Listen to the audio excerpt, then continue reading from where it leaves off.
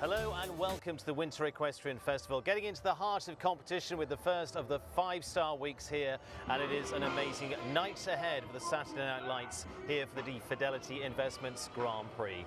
It is a big one coming up for us, and it is going to see us into what is going to be an exciting few weeks coming up for the Winter Equestrian Festival.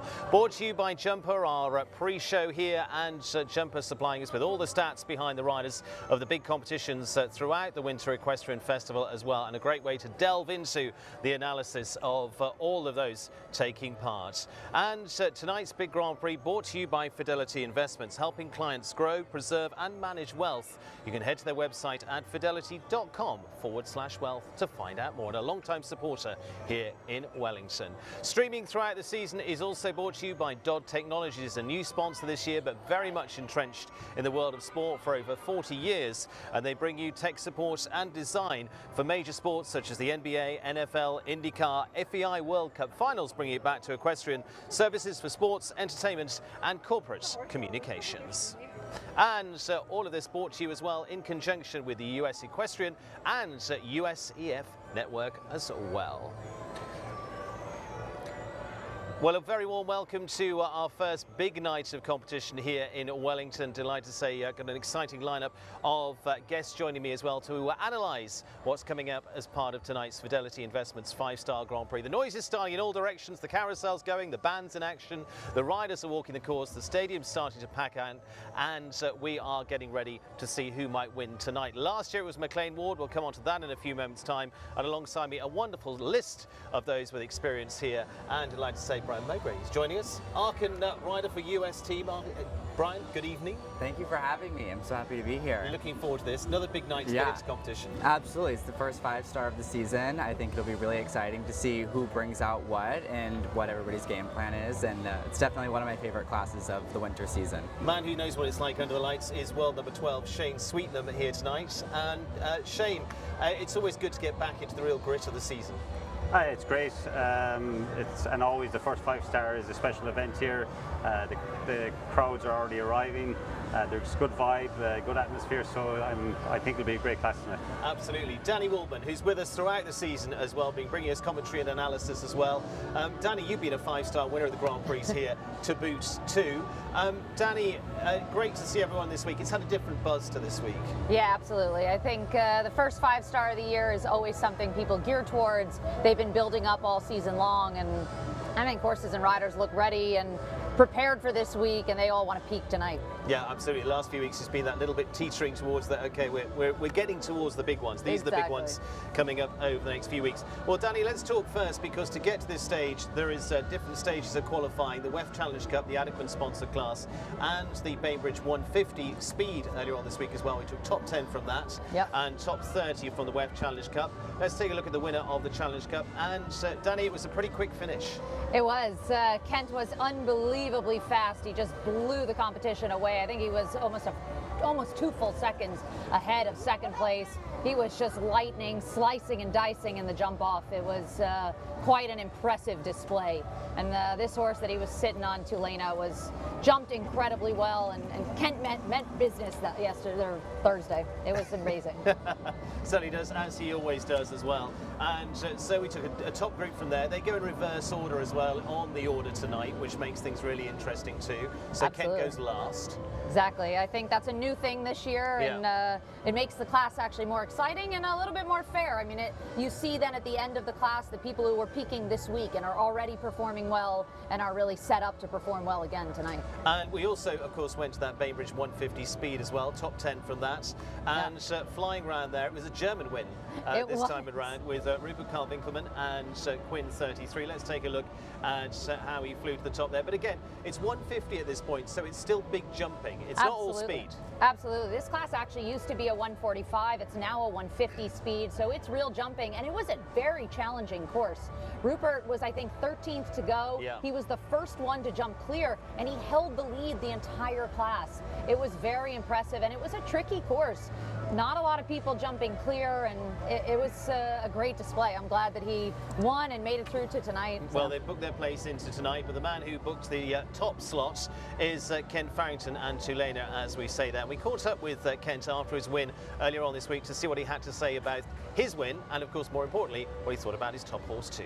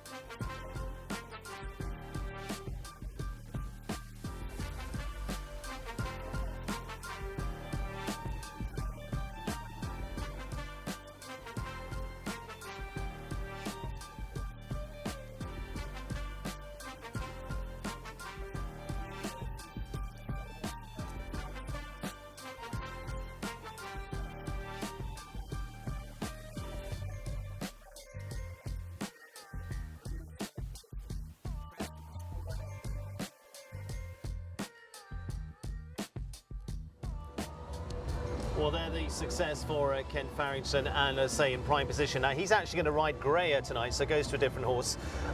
Brian, looking at what he did the other day, it's pretty hard for him to where he goes right now because he's got a lot of horses to choose on, which is great. Absolutely. You know, I think Kent has done an excellent job of bringing up a new group of young horses, Tulane, Greyer. I think both of them have developed nicely. It could have been either pick, and Kent is a mastermind planner in my opinion, so whatever he decided this week, he definitely didn't decide last minute, and I think he has a really strong chance tonight on Greyer, just as well as he had the other day with Tulane. And I'm sure makes everyone sweat being on the end of the list. Absolutely, absolutely. Shane, from your point of view, you've been in plenty of these five-star nights over the years. Getting into this stage of the season, the return of five-star competition, like I say, it feels a little bit different tonight. Yeah, you know, it's the first, as I said earlier, first to the circuit, and then you have new combinations, maybe younger horses making the next step up. I'm not sure with, say, for example, Kent is doing Greyer. I'm not sure did he do any of the five-star here last year, but she has really progressed and was third in Geneva in the top 10, jumped great in the Grand Prix, so it's really matured. It's a winning horse, so you know that's just an example. Then you have old combinations like McLean with Contagious, who know this ring very well and have won in this ring, so it's going to be very interesting, and yeah, great sport. We talked a little bit there, Danny mentioned it, that sort of build up to this stage, because we've seen over the last few weeks people almost going through the stepping stones to what's coming next. How much do you use those first weeks? Yeah, look, it's great here because we're in the same ring a lot. So say for younger horses or horses stepping up to this level, you can do a 3-star under the lights, you can do a 4-star under the lights, and then you get a week off and then you can come and do a 5-star under the lights. So the horses really, you learn their habits or their nerves or what you need to tweak to get the best out of these horses at this level, and it's as big as you'll get anywhere. So you know, we're lucky to have this, and I think you see a lot of European riders use this also, but especially us based in America, we use it every year to try to really build for the rest of the year. So it's always interesting, the first 5-star. For you, obviously a lot of eyes on you with James Can Cruz at the moment. How do you envisage using this season for him? Well, at the moment it's just trying to get him back up and running. He got a month off after Geneva, so he's a bit wild at the moment, but you know, first this week is just get him out and about. In 2 weeks we come with the intention of jumping the Grand Prix, so hopefully we can make a good hand of it, and then I'll be building towards the final, the 500. So yeah, you know, that's the targets at the moment. Things can change, but that's the targets at the moment. Absolutely. The good thing is, you say you can plan it all the way through. And the man who planned it perfectly last year was, of course, McLean Ward, who was the winner of this Fidelity Investments Grand Prix. He went fantastically through the season. And Shane, I mean, won on Calais on a big night. Frank Rothenberg was the course designer then, and it was a big competition. I thought it was very big. Normally, the first 5-star can be inviting, and it was the first time Frank had built here in a while. And when I walked it, and I was jumping it. I was quite It's less than inviting. yes, less than inviting. But it just showed you the standard of horses that we have here, because they really jumped it well. I think it was one of the first times we really noticed Richie Vogel and his horse. So that's the great thing about the Saturday nights here. It's really top sport, and it's definitely exciting. Danny. Absolutely. I mean, last year I think McLean put in an unbelievable performance in the 5-star here, and you know, this first 5-star is always interesting because I think there's now 4 5-stars coming up in the season, and people have to pick and choose. If you only have one top horse, you think, do I need to jump all 4? Do I only jump 3? Is it going to be the first one? So it's always an interesting one to see who pulls out the big guns tonight and who is maybe waiting till 7 or 9. And but I think I walked the course. It looks very delicate out there, and I think it's going to take some jumping tonight. Certainly is. Brian, have you had a chance to have a quick look out there yet or not? I have not had a chance It's to going look to be at interesting, it, I can tell you that. For you, you've been into the atmosphere here as well. The crowds are coming up, they're arriving right behind us as well. It's all buzzing up. What's it like going in there to that atmosphere? This ring for me is so electric, and I think as an American rider walking into the ring here, it brings a real different presence. You know, to piggyback off what Danny was saying, I think week 5, it's an interesting week. They typically in previous years have not used the water this week, so you see Kent bringing up some less experienced horses, and then obviously you have the big hitters. You'll see Richie with United Touch, Nicola on his great horse. So for me, I think atmosphere is everything, and this place does a wonderful job of providing that. You touched on United Touch there as well with Richie Vogel. He's already got a Grand Prix behind him. Ben Maher's got a Grand Prix behind them already this season. How much does that help? I think it really could be anyone's game still. I think if you're on a winning streak, obviously that makes you more confident in yourself, but as we all know with horses, every day is a new day, so you can't get on your high horse, and that definitely can't get a big head about it, but those two definitely are as cool as it gets when you get in the ring, so I have no doubt that they can do it again. I love the smile across the two of you of that. I can plan everything, but I can't always get the result I want. No, exactly. That's what keeps our sport interesting. Yeah. Shane, for you watching, we're going to talk about some of the picks in a few minutes' time, but out there, it'll be another really interesting track, but it's different to what we had last year. Yeah, as Danny said, I walked it beforehand, and it is very light. Gregory likes to use colours and very light material. It's not killer big. I think, as I said, I think it'll be inviting. It's not going to really upset any horses, but a jump clear on won't be easy. But the standard is very high. I think there'll be 8 clears. Okay. So I like the fact you're sticking your neck out. Yeah, but I know, after walking, that's what I'm saying now. But, that's a good guess. I'm always scared to make that guess. Yeah. You can be so off because you don't know. But I think this week is really interesting. I think Gregory Baudot is building in Paris in the Olympics, and it's been great to see him build this week because, like Shane said, it hasn't been that big, but it's been tremendously delicate and sort of catching people all over the courses. So I'm curious if that's going to happen tonight as well. Absolutely. We'll come on to a little bit more in depth on that as well in a few moments' time. And, well, we're just going to take a little breather. Thanks to our supporting sponsors throughout as well.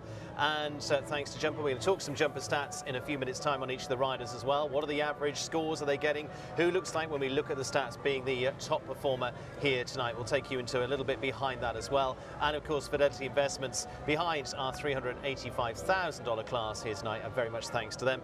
We'll be back in a few moments' time after this short break.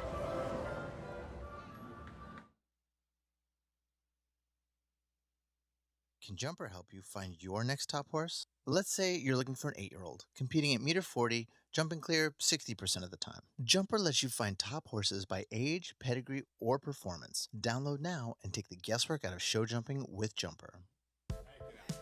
Doors lead us to places we've never been. Your dedicated Fidelity advisor can help you open those doors. They can help you create a retirement income plan designed to balance growth and guaranteed income, and provide access to specialists who help with estate planning to look out for future generations. So you're not just growing and protecting your wealth, you're sharing it. Because doors were meant to be opened.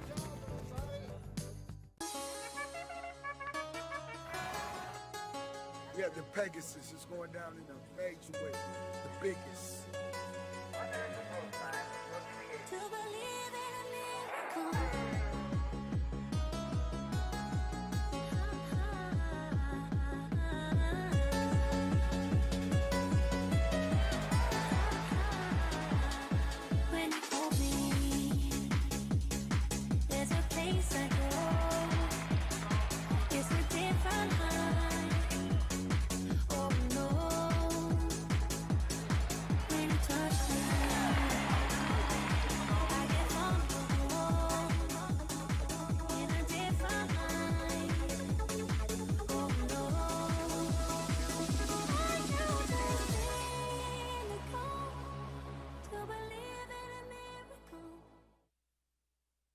Can Jumper make you a show jumping expert? With Jumper, explore the latest event results, discover top horses and riders, and follow your favorites. Jumper delivers data from around the world, so you're always the most informed.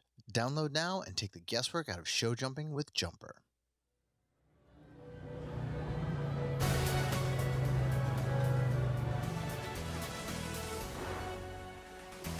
Welcome back to the Winter Equestrian Festival, and the big Saturday night's now getting well underway with tonight's Fidelity Investments 5-star Grand Prix. And of course you can join us for a little bit of everything. We've had hunters this week, World Cup dressage, all brought to you on our streaming too by Dodd Technologies supporting this year, and great to have them on board with their great reputation in the world of sport, from the NFL to the NBA to much more besides, and of course supported too by US Equestrian and the USEF network, as well as we spread the word across the world.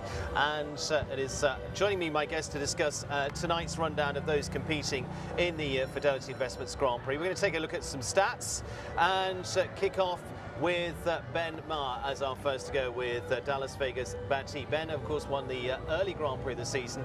Back onto week one was that with Anjou de Clusienne. Got a super string of horses to choose from as well. So we're going to go delving in and see what Ben's stats look like with Dallas. 27 rounds, jumped at 150 or more in the last 12 months. Clear rounds 41% of the time, and then taking us around to 160, which is what we're looking at tonight. Dallas Vegas, 9 of those, and clear rounds 22% of the time. Still looking good, 56% of the time 4 faults or better. So an average faults of 4 at this level, which is interesting to see from them. They've got some big wins behind them as well. Of course, he went superbly in the World Cups as well. But Shane, Ben's very hard to look past right now, the world number 2. Yeah, for sure, and especially this combination. I think it's interesting tonight. As we were talking about building towards the Grand Prix, I think he's been really building this horse towards this Grand Prix, and I would imagine this is his first pick for the Olympics, but yeah, we'll see. It's a very talented horse, really has been stepping up, and like I said, you know, I really think he has a big chance tonight. And he's got a wide string to choose from, as you say. You can be looking at Dallas, but also he's got Anjou, he's got other horses he's going to be, I think he's going to be number 1 by the time it comes in April. Yeah. You know, last year he got injured this week, I think last year. Yes. So he missed a few months. He's really got a team of horses. He's really focused. You can tell every show he's going to, he's really getting the results.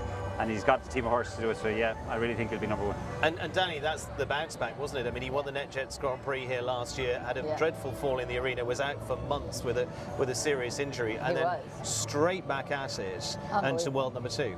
Yeah, I mean, I think his focus, I talked to him last year when he was injured, and the only thing he thought about was, I got to get back to it. And the minute he stepped foot back on a horse, he was right back where it's left off. It was very impressive, and I think looking forwards towards the Olympics, you know, he has one goal in mind. That is all he's thinking about, and he has just been putting on a show for everybody this entire season so far. Every time he walks in the ring, he is just on it. And he is the current Olympic champion. He is. He's reigning champion, and I'm sure he'd like to remain that way. Okay, let's take a look at another nation. We're going to take a look at Canada this time with Beth Underhill and Nika van der Biesjop. Now, again, one a little bit more under the radar, but performed superbly with a team silver medal at the Pan Am Games as well, and have been big winners before now as well. And for them, coming out into this, rounds at 150 in the last 12 months, seen them at 29 rounds, clear rounds 28% of the time, and at 160, just the 3 rounds those recently, and then so the average just a little bit higher at 7.33, but again have been pretty consistent when you look at the other stats in there of the faults they get, etc. And Danny, I mean, actually they're a very solid pair. They are. They're a very solid pair, and they've had some really good results in years past. The question is, are they going to be really sharp and ready for tonight? I haven't seen them performing at the top that I know that they can be at. Yeah. So I'm curious to see. I mean, the horse is very special, such an athletic jumper, obviously very capable. Beth, very experienced. So again, I think we talk about preparation. I think this is when she wants to peak, and I hope she's ready. And Brian, from Beth's point of view, she's also got the help from Nick Skelton on the floor at the moment, talking about past Olympic champions from 2016, which you've had in the past too. Yeah, absolutely. I mean, I think, like Danny said, Beth is extremely experienced, and now she has a wonderful group of horses, owners, and trainers standing by her. I think that no stone would be unturned in preparation for tonight. It's a super horse, and And again, for her, she's targeted a little bit like Shane was saying there. She's not going in every big competition. No, exactly. I think the horse knows its job and Beth knows her job, so I think they choose to use this horse sparingly, and I think tonight could be a very good night for her. And Shane, you talked about targeting there. And you and I have talked about this with James Cancruz before now. The temptation, you go, okay, let's come out every week, but you've got to pick your battles. For sure. Look, if you're going to have a group of horses like Ben, I'd like to be out here tonight. But you have to, especially like I said, a horse like James Cancruz, he had a break. You don't want to blow him out the first week. So this is just a nice warm-up this week, and then hopefully in 2 weeks we can be giving it a go. Absolutely. Roll the sleeves up and straight in there. Exactly, and also, we should point out that you've got some seriously good horses underneath that too. Yeah, they're just not there yet. You know, like they're jumping 4-star level. Otis Blue, I think, will be ready for a 5-star soon enough, and the Cumbella horse as well. But they're just not ready for tonight. And maybe in a month. But stand by. Yeah, well, hopefully, yeah, hopefully. Look ready. You won a few classes last week. You look like you're getting gearing up. You'll be just fine. Let's take a look at last year's winner as well with McLean Walk. He's riding Contagious, the horse he rode, of course, at the Olympic Games and at the Pan Am Games. Looking at 150 plus, jumping 60% of the time with a clear round as well on there, staying very consistent through those. He's a consistent rider. Contagious has been there and done it, some 15 years old now. Danny, we're taking a look at Contagious here again, and they just stay at a top level. Yeah, really. But it's the same thing we're talking about, you know, picking and choosing. I think McLean does a great job to pick and choose which classes for this horse. You know, did the Olympics on this one. He really sets him up ready, knows when he wants to sort of have him peak. And of course, you see that clear round rate, 60%. Yeah. That's a pretty good number. I mean, that's higher than most percentage of clear round at -60. So you know that McLean prepares the classes for this horse and says, this is when I want to jump clear. And I think he's pulling him out tonight thinking, we got a good chance. Brian, from your point of view, you know it makes a big difference being on home ground for the US riders. McLean wants home wins in front of a home crowd. Absolutely. I think for McLean, obviously, being in the US is very important to him, and I think that he is always prepared more than the rest of them. He always has a secure plan, and this horse he knows so well. He's got several medals underneath his belt, and I think the crowd will really do a lot in channeling him to push that extra bit tonight. You've been alongside him at some of those big events, right the way through to Aachen. What's he like to compete alongside and be on the same squad with? He's definitely very serious, but Intense. you can get him to lighten up here and there. I think, especially the World Championships a couple years ago, me, Lily Keenan, Adrian Sternlicht, and him. It was the three of us, and he kind of had to act as a father figure in that moment, but we got him to loosen up here and there, and I think it made for a great environment, and his passion for the team is something that I relate to, and he really inspires me in that sense. It's a little bit of give and take. You feed off him and vice versa. Exactly. Well, let's see how McLean gets on tonight with Contagious. We'll take another look back across the pond to Belgium and Nicolas Philippas this time. And if those have been following last season, Katanga is a superb mare who's done fantastically so far. And again, taking a look above the rounds, 39 rounds over 160, 31% of the time, but less than 4 faults, 54% of the time. So again, comes out as a consistent combination. Average faults at 3.54, Danny. So coming under the one fence bracket. Yeah, I mean, he's had tremendous success on this horse. He already won the WEF Challenge Cup a couple of weeks ago, so he himself is riding great. And this horse, he won, I think, the Grand Prix in Le Bowl earlier this year. So he's had amazing success, been a mainstay for the Belgian team with this horse. And it's a little bit of a unique horse, kind of goes in its own style, but I think Nicola does such a great job managing the horse. And yeah, I mean, I always think that they're really a big contender. Careful animal and very, very fast. Shane, what do you make of Katanga?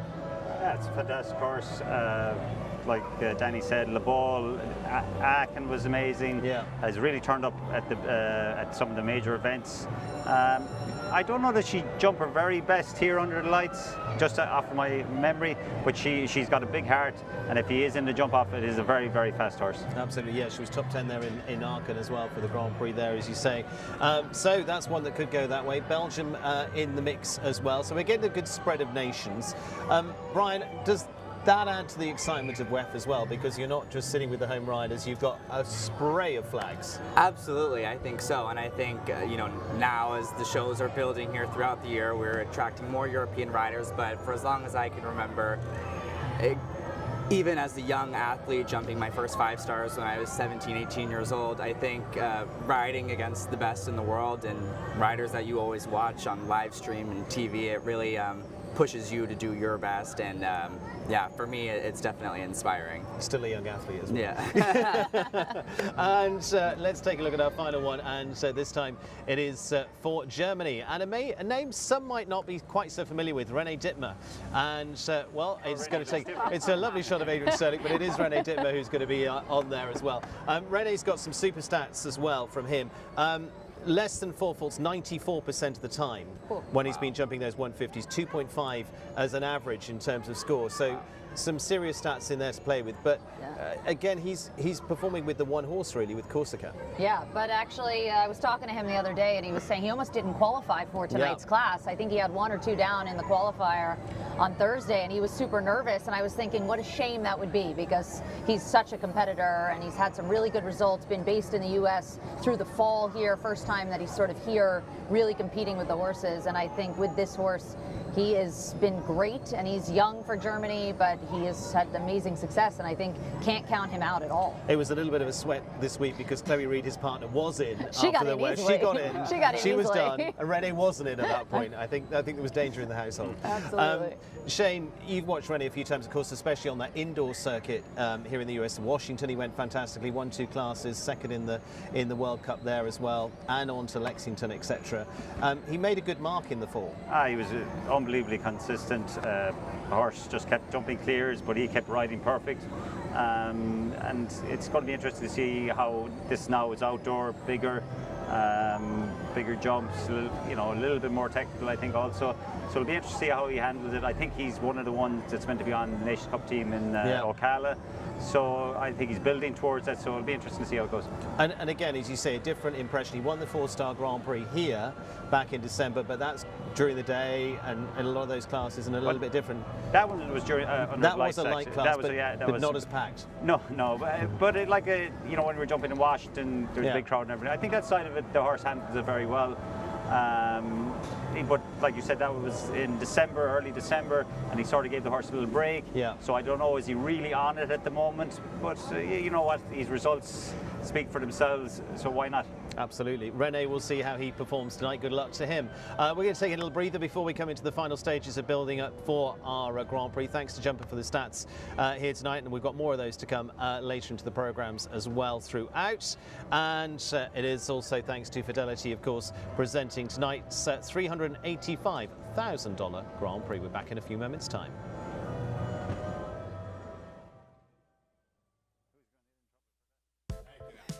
Doors lead us to places we've never been.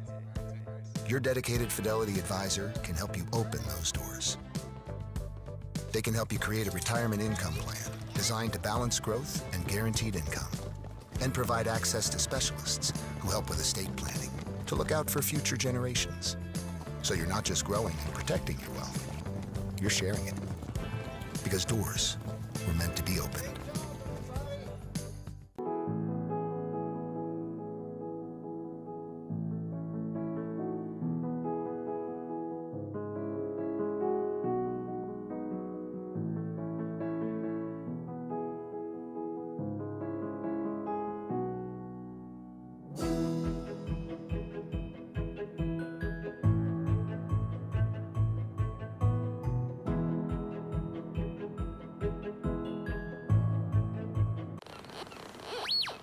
I think I found them. Really? Making your dog your ring bearer is one way to show your love. Car part. It's just a car part, look it. But delicious Caesar canine cuisine is a better way.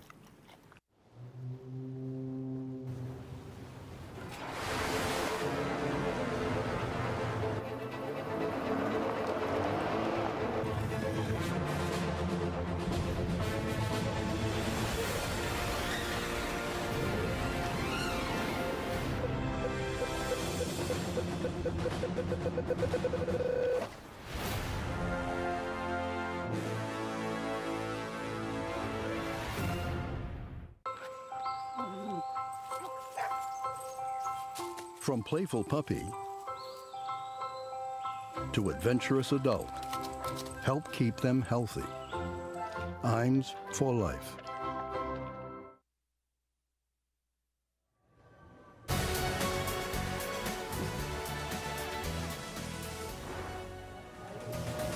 Well, welcome back to the Winter Equestrian Festival, and we're not too far away from tonight's big Fidelity Investments Grand Prix, and our streaming brought to you too by US Equestrian and USEF Network as well, bringing you all the big action here from the Winter Equestrian Festival throughout. Of course, it is a mix of everything from dressage to hunters to jumping, and from the itty-bitties up to the 5-star Grand Prix as well. There is literally something for everyone here on the grounds here in Wellington. So thanks to US Equestrian and the USEF Network teaming up with us this year as well.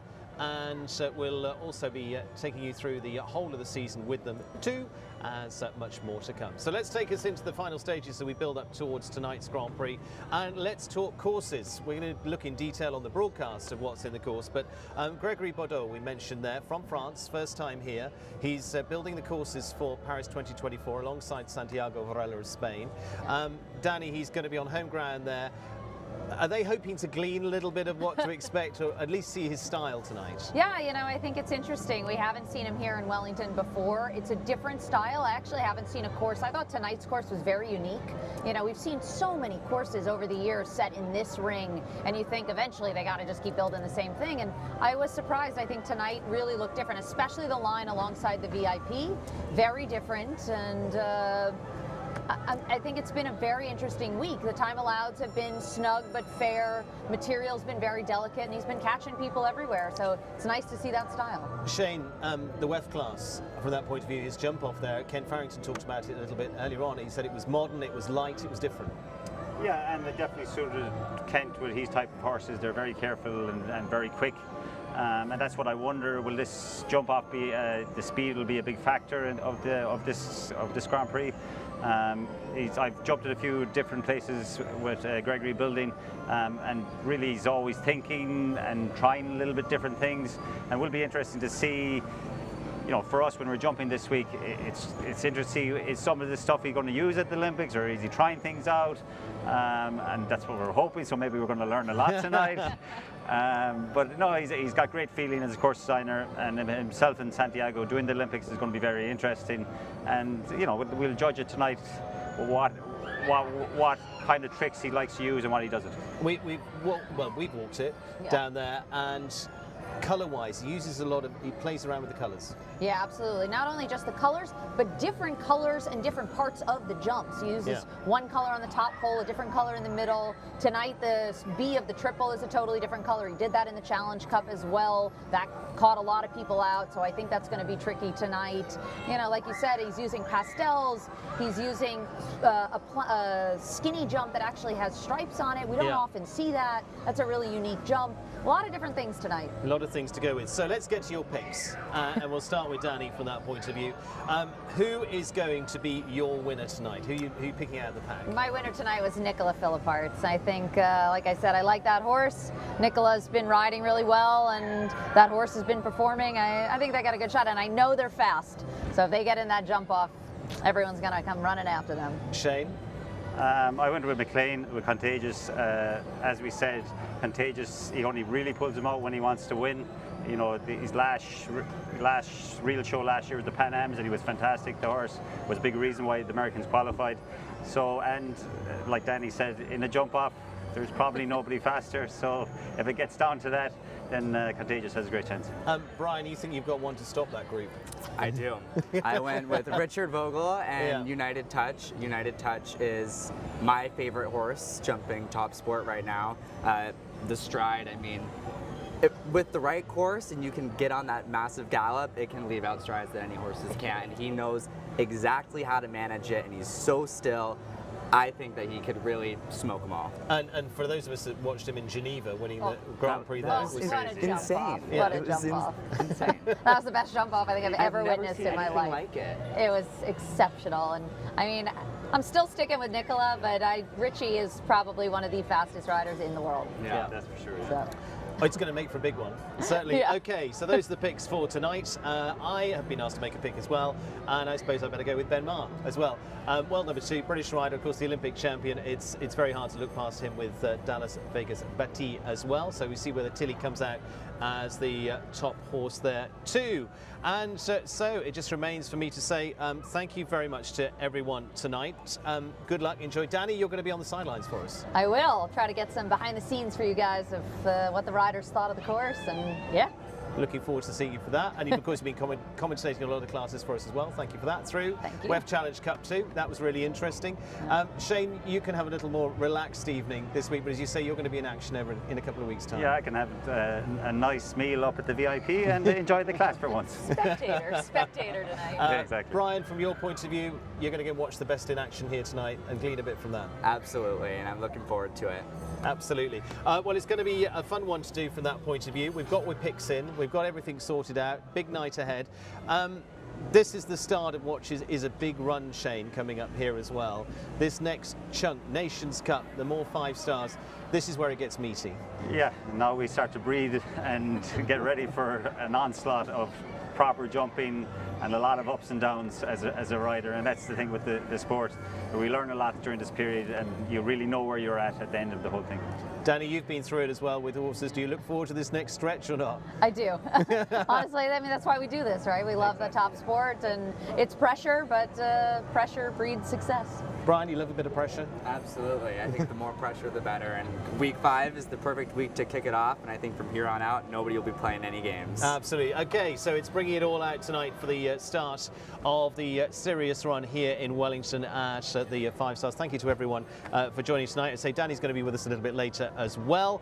And our thanks to our supporting sponsors throughout the night too. And we will be joining and heading over to commentary. I'll be heading over to the commentary box with Lauren Huff and Eve Jobs in a few moments' time. But our thanks to Jumper as well for their support tonight of the pre-show here for the Grand Prix Rundown, our Grand Prix show. And of course, it is all brought to you by Fidelity Investments as well, tonight's sponsor of this $385,000 Grand Prix 2. So our thanks to them, and we're going to be back after a very short break. We've got more to bring you, and as I say, we'll be heading up to the comms box to bring you tonight's Fidelity Investments 5 star. See you then.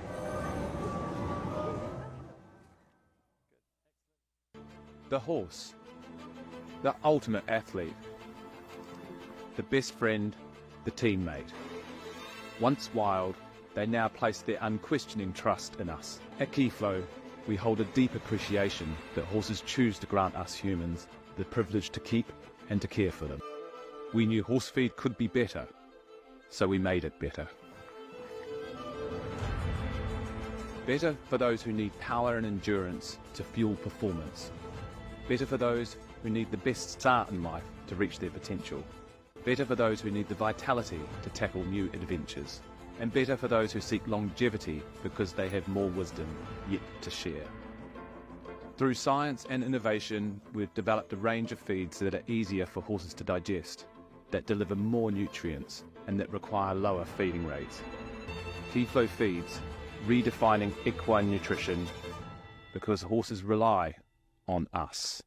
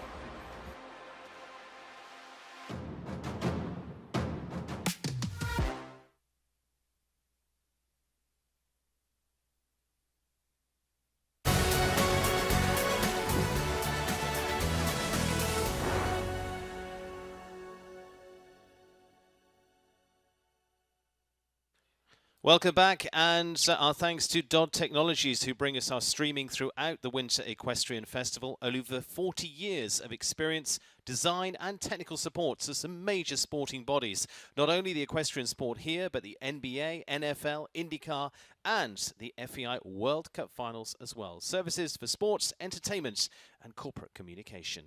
And also our thankful support too this year to USEF and the USEF network, spreading all the sport here from the Winter Equestrian Festival and supporting us here through not only the big competitions but also Westfleet Weekly as well. Upcoming also, we caught up with one of our top riders to get her thoughts on what might happen tonight is 5-star Grand Prix winner Laura Kraut. Laura, previewing ahead of this week's Fidelity Investments Grand Prix, what's the plan?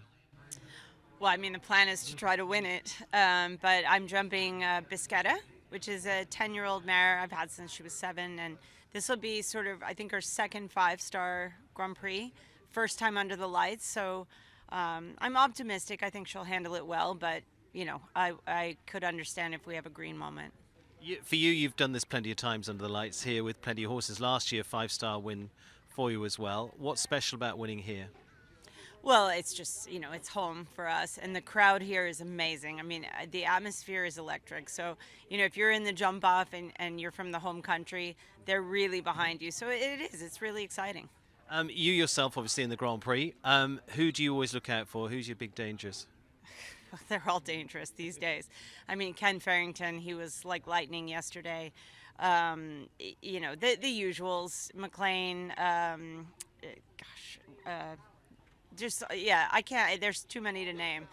I'm pretty much sure that if there's 40 in it, 40, 45, I'd say 30 legitimately could win it on a given day. And Laura, picking out the pack, maybe not a winner, but for a big round this week, who do you expect? Well, you know, we'd love it if Nina Malave with Cartier, she was very good a few weeks ago. I think she was 3rd. And we help her, Nick and myself, so that'd be nice. I think she's capable, and the horse for sure has the scope.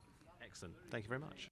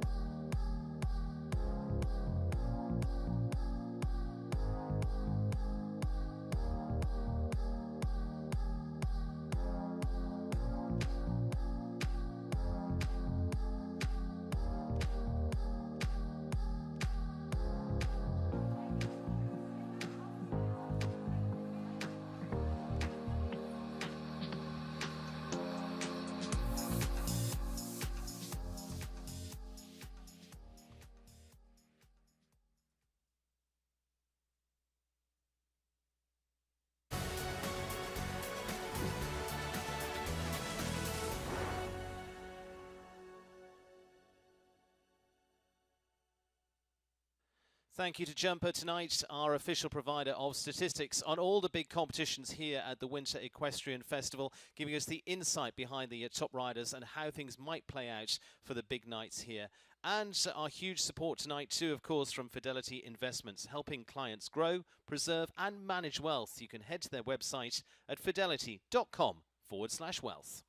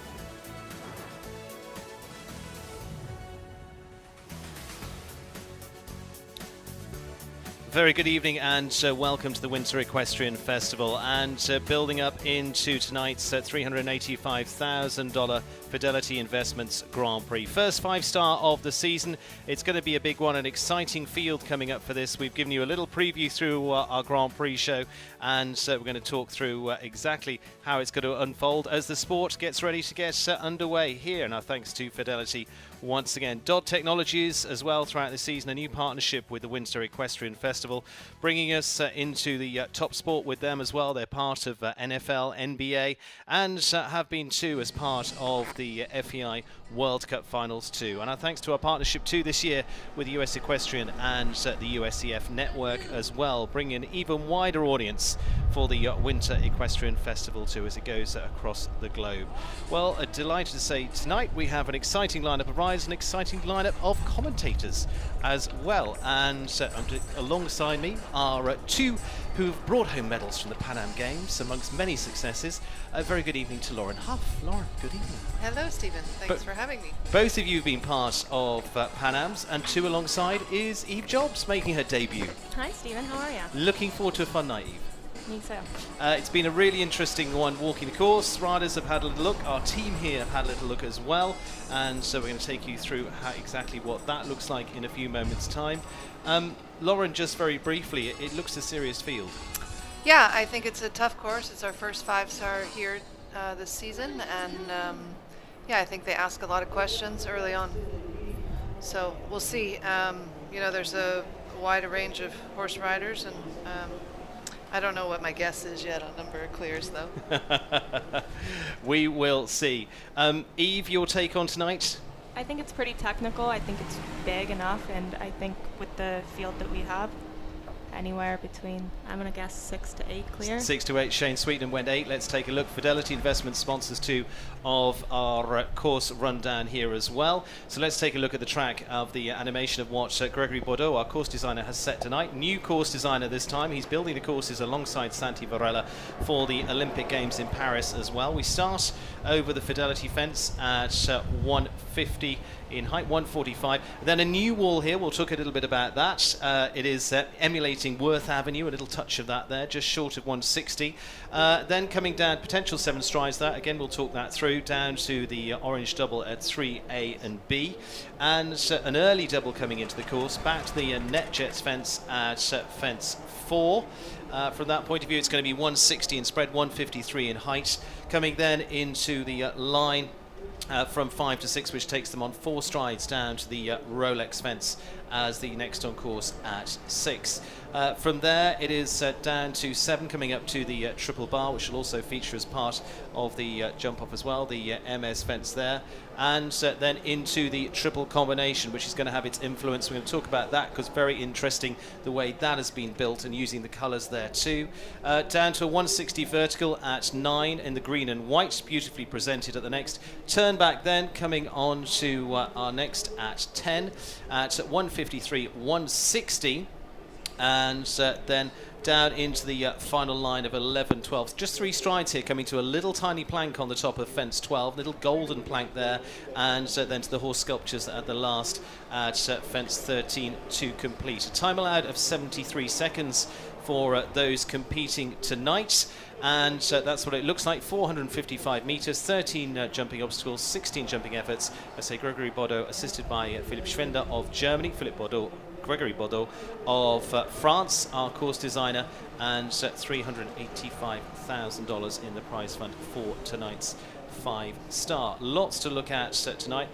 We've talked a lot in the Grand Prix show and the lead up to this as well of the riders to watch as part of tonight's competition too, and that is going to see us with the likes of the world number 2 Ben Mayer in the field, and down to last year's winner McLean Ward, also a big part of this as well, with Contagious, the horse he rode at the Pan Am Games, the very consistent Daniel Blumen and Ladriano. But let's come across to Lauren and Eve. Eve, first up for you, adding to the picks we've heard already tonight, where would you be going tonight?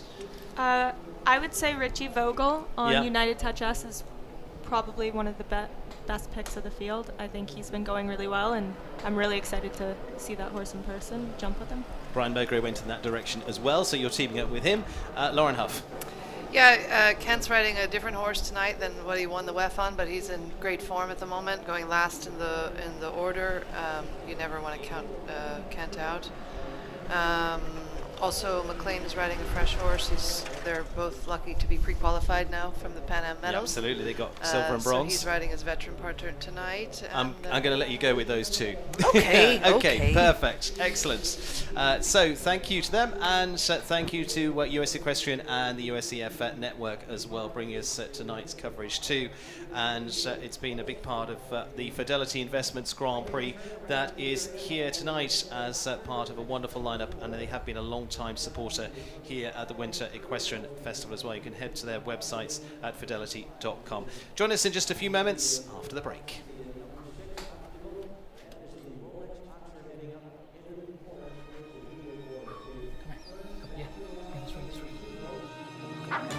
Cleaning your dog's teeth can be hard. But not with Greenie's dental treats. Greenie's, make health a treat.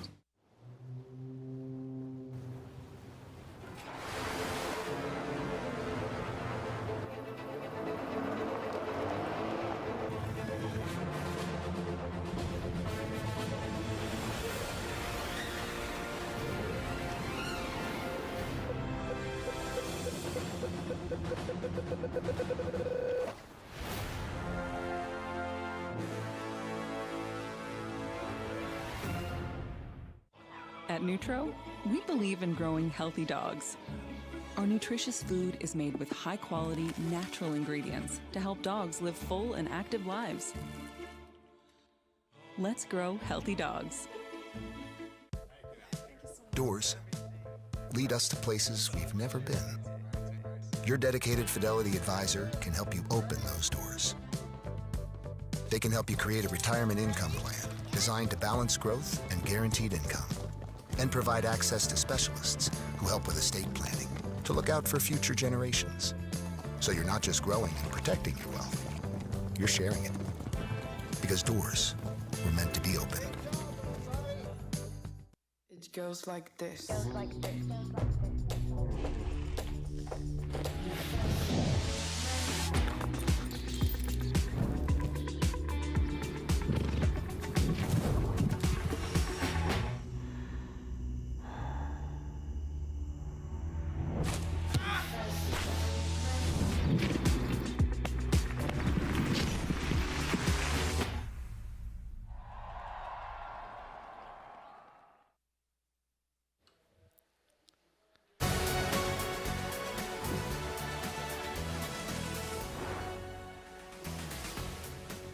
Welcome back, and thanks to Fidelity tonight as we go to the singing of the national anthem brought to you tonight by the Wellington Landings Middle School. Starting off our big Grand Prix nights here at Wellington International.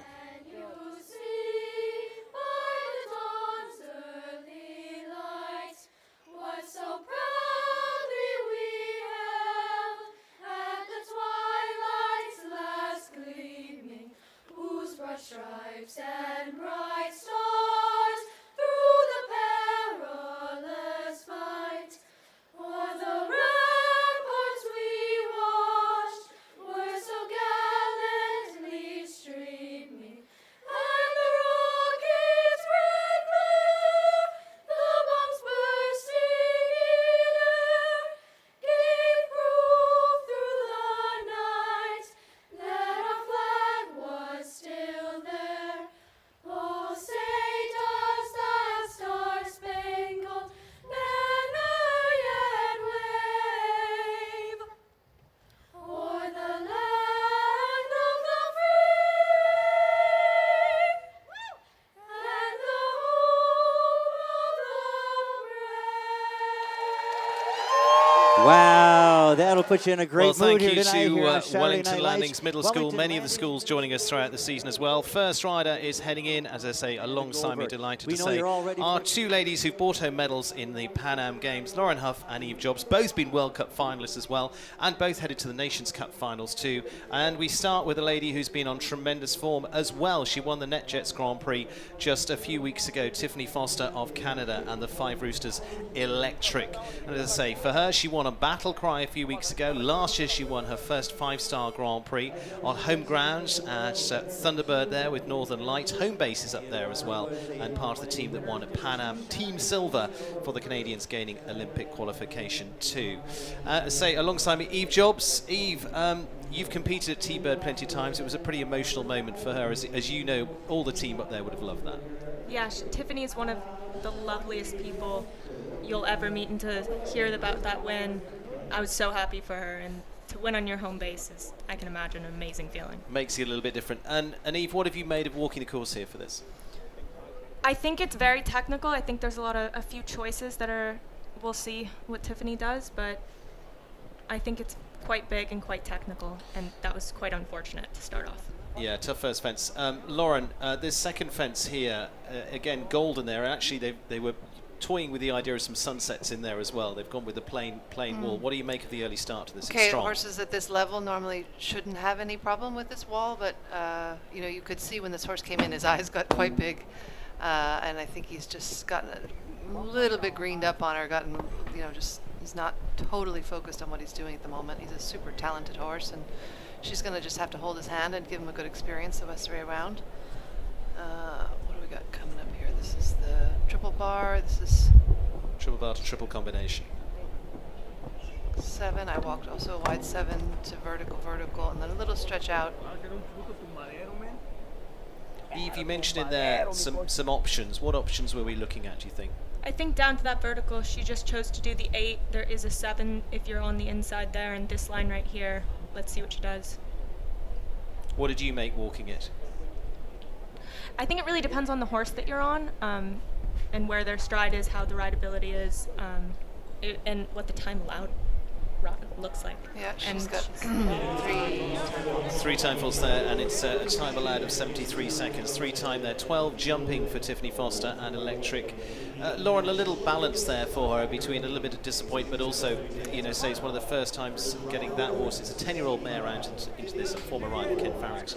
I think, knowing Tiffany, I don't think she's going to be terribly disappointed with that. I think it's just going to give the horse a good experience, and you know, the mistakes it made, honestly, I think it just wasn't completely focused on its job. It was a little bit more looking around at the environment. Eve, what did you make of that? I think for a young horse coming in here, that's not a bad round, and it jumped a lot of it very well, and it'll just get better from that. Okay, so let's take us on to René Dittmar now, and Corsica, the 10th. Horse we talked also about in the Grand Prix show in the run-up here for Sportfair Dittmar and for the Glenhaven Farm. And for the German rider, lesser known probably to some, featuring, but he had a fantastic fall season indoors. And this Holsteiner mare, actually the winner of the 4-star Grand Prix here back in December. That was under lights, not quite as buzzy as it is tonight though, Lauren. Yeah, he's been in fantastic form with this horse. It's owned by Mark Benez, who's out in California, used to ride on the East Coast, and I was speaking with him today. He's got, you know, he's just thrilled with the journey that they're on right now, and René's a very, very good rider and really hungry to make it all the way to the top. I think probably the World Cup finals he's got in mind this year, and so far it's looking quite good. Eve, your thoughts as you talk us through this triple combination? I think it's very careful coming in, and then a stretch out like you saw the horse just do. It jumped it very well. It's a tricky combination to jump, especially coming off that triple bar. Why is it tricky? Because the 2 double verticals, you want to set up well and get your horse on the hocks, and then with the big push coming out, it's kind of a scope test. And here taking them into a little bit of a skinny, again, plain colours here, Lauren, to that nasty little plank. It's a shame. It's not a nice fence. Okay, he's also going to be close. Should just squeak it. Yeah, 72.45, finishing just on the 4 there for René Dittmar and Corsica the 10th. Eve, what did you think down that final line? I thought that was quite unfortunate. I thought he rode a great round, and the horse jumped wonderfully, and it just tipped it. That was a shame. Breathe on that fence, unfortunately. What did you think walking that, looking at that plank sitting there? It's a very delicate fence. It's tricky coming off at the end of the course, and it's a short 3, and that was unfortunate. If you were riding it, what would you make of it? I would do my best. I would sit up and try and get the horse on their hocks and get the job done. Jordan Coyle, of Ireland, the Falkirk Farms 4 gold, the Holsteiner by 4 fashion for Jordan. 13-year-old now, and the next for Jordan Coyle. Again, this one's been moving up. Haven't been together too long as a partnership from that point of view. Really into last year when they really came into their own. Top 3 in the MS 150 Classic here a few weeks ago. Top 6 in the Monterey Grand Prix.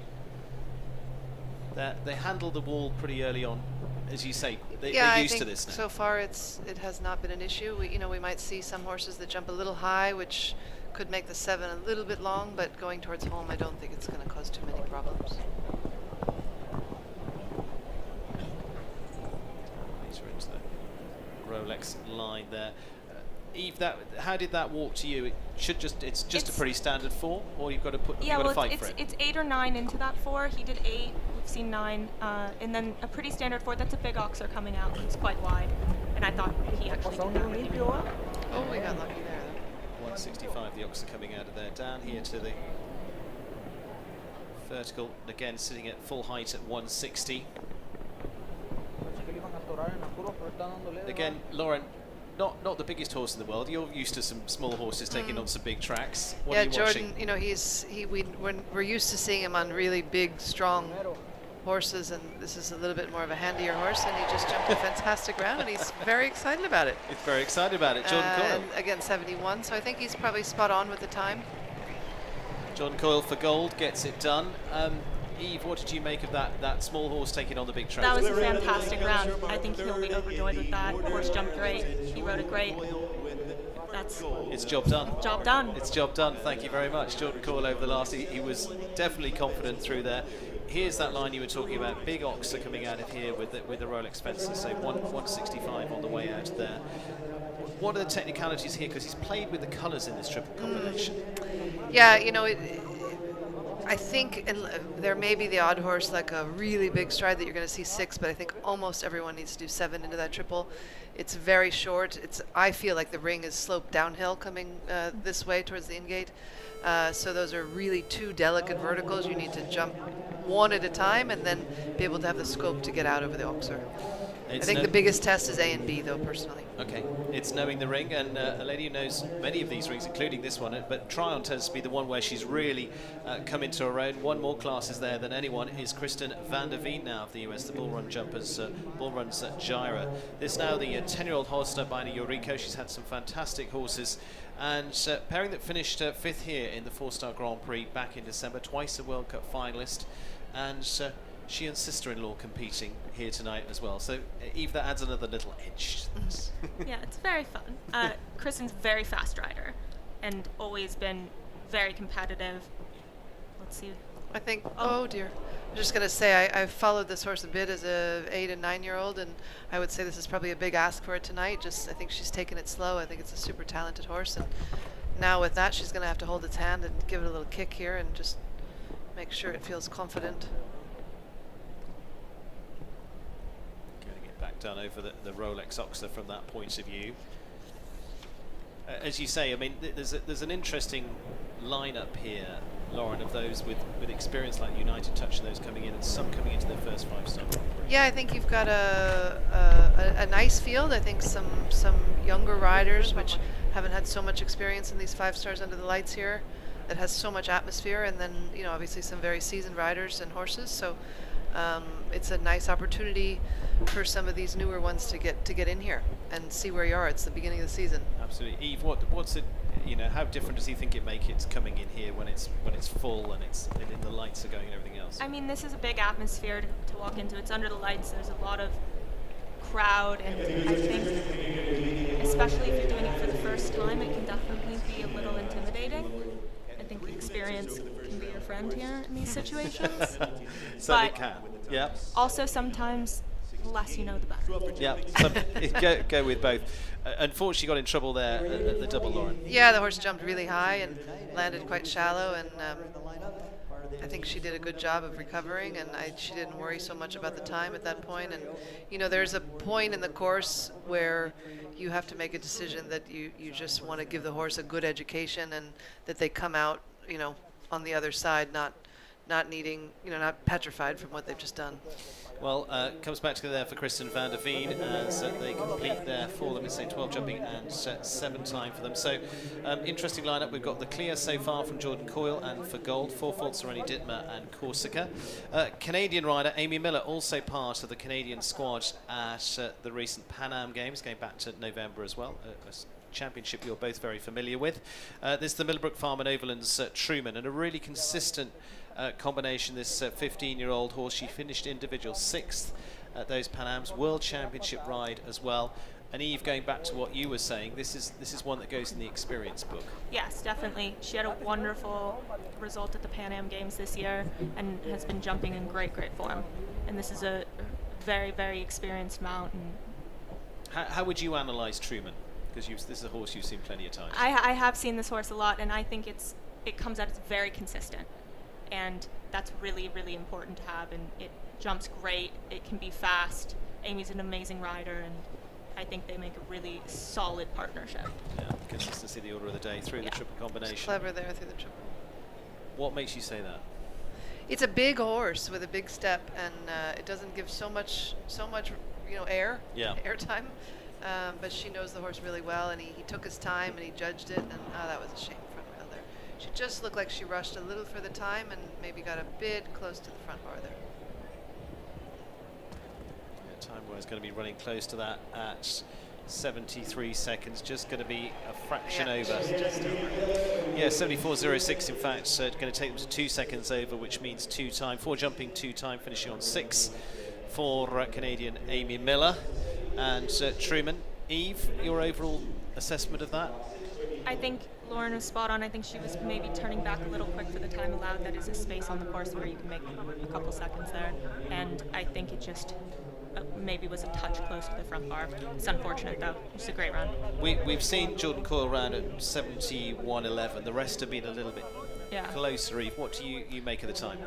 I think it's the right time allowed. I think he did it really well. Jordan's horse was a bit quicker, and obviously Truman is a little bit of a slower going horse. I think it's just something to be mindful of. Kelly Cruciotti van der Veen, I mentioned sister-in-law, that's Kristen's been. Now it is Kelly Cruciotti van der Veen and Gideon. And a horse that actually was by Super Trooper Dines, which is a horse that actually finished up with McLean Ward in the end. Actually started off in the British Isles with Nikki Bolter, going right back. And she's competed at the World Cup finals going back to 2019. But would it have been a rider you've competed alongside quite a lot, Eve? Yes, Kelly I've known since we were teenagers, and she's a phenomenal rider, a lot of experience, and really I'm excited to see her riding in this round tonight. For them tonight, I mean, it's going to be their first 5-star Grand Prix coming in here, Lauren. Yeah, she just got a little close to the front bar of that Oxer. When he walked it, actually walked a touch long, so she probably maybe just got there a bit sooner than she anticipated. But this is a lovely horse, and she's done a really good job bringing it along. I've watched it the last couple of years, and it's coming into good form, and I think it's got a big future, and lots to look forward to too. But with a score of 4 so far, it's looking quite good. Yeah, she's putting it back together well. It's going to have a little bit of time. Yeah. I think the time is sharp. I mean, okay, we're early stages in the class, and we're going to see some stronger riders as we go along. But it's not something that you want to take for granted, for sure. So Kelly Cruciotti van der Veen, 4 jumping, 3 time for her, 75.04 with Gideon. Again, Eve, a horse that's coming in with, not the experience there. What would you take away from that? Would you have? I thought that was a great round. Yeah. I thought it jumped great. I thought maybe she was a touch close to that Oxer, and it had it down. Happy. But that is a great round for that horse. I mean, coming in here for a first 5-star Grand Prix together, I'd be very happy with that. Yeah. Okay, so Zaina Rizvi now, just 18 years of age, youngest one to feature in the field here. The Exquisite Group's Esquiste Pachy is the mare by Vagabond de La Pompe, rider who's already put 2 individual golds together through young riders and juniors, and also finished 7th in the NetJets Grand Prix. Last year went out to the Nations Cups in Spain and Portugal. You've had plenty of experience on those, both of you. She won the Spanish Grand Prix there as well, but just 18 getting in here, Eve. This is another one where, as you say, sometimes what you don't know, and that helps. I think so, and everything I've seen from Zaina, she's very composed under these kind of pressures, and she's a really, really great riding kid. This is definitely one of the next generation riders, hopefully for the team. And as we've seen, she's done Nations Cups already and is a very exciting young rider. I was talking with John and Missy, her trainer, and they said this is her, not her first 5-star, but her first 5-star here under the lights. That was unfortunate. I don't think it was really a rider error. I thought she got there fine. She's a very forward-thinking rider, so I'm thinking she's going to be within the time. Might be just a little bit close to it from that point of view, but yeah, might just squeak in. Oh, that was a shame. That was a late rail. Very respectable round. Yeah, got to leave them on 72.80 and set 8 faults there. Eve, that little plank is going to play a big part. That's a tricky fence to jump, especially on 3 strides that short. And I thought she rode it great. I think that's just going to be something we see follow up tonight. Through this triple combination, it handled it well. And as I say, 18 years of age. You weren't that old when you were doing a lot of this as well. Both of you, from that side of things. How different is it, Lauren, when you've got the experience there? Better or worse? I'm not sure. Sometimes better, sometimes worse.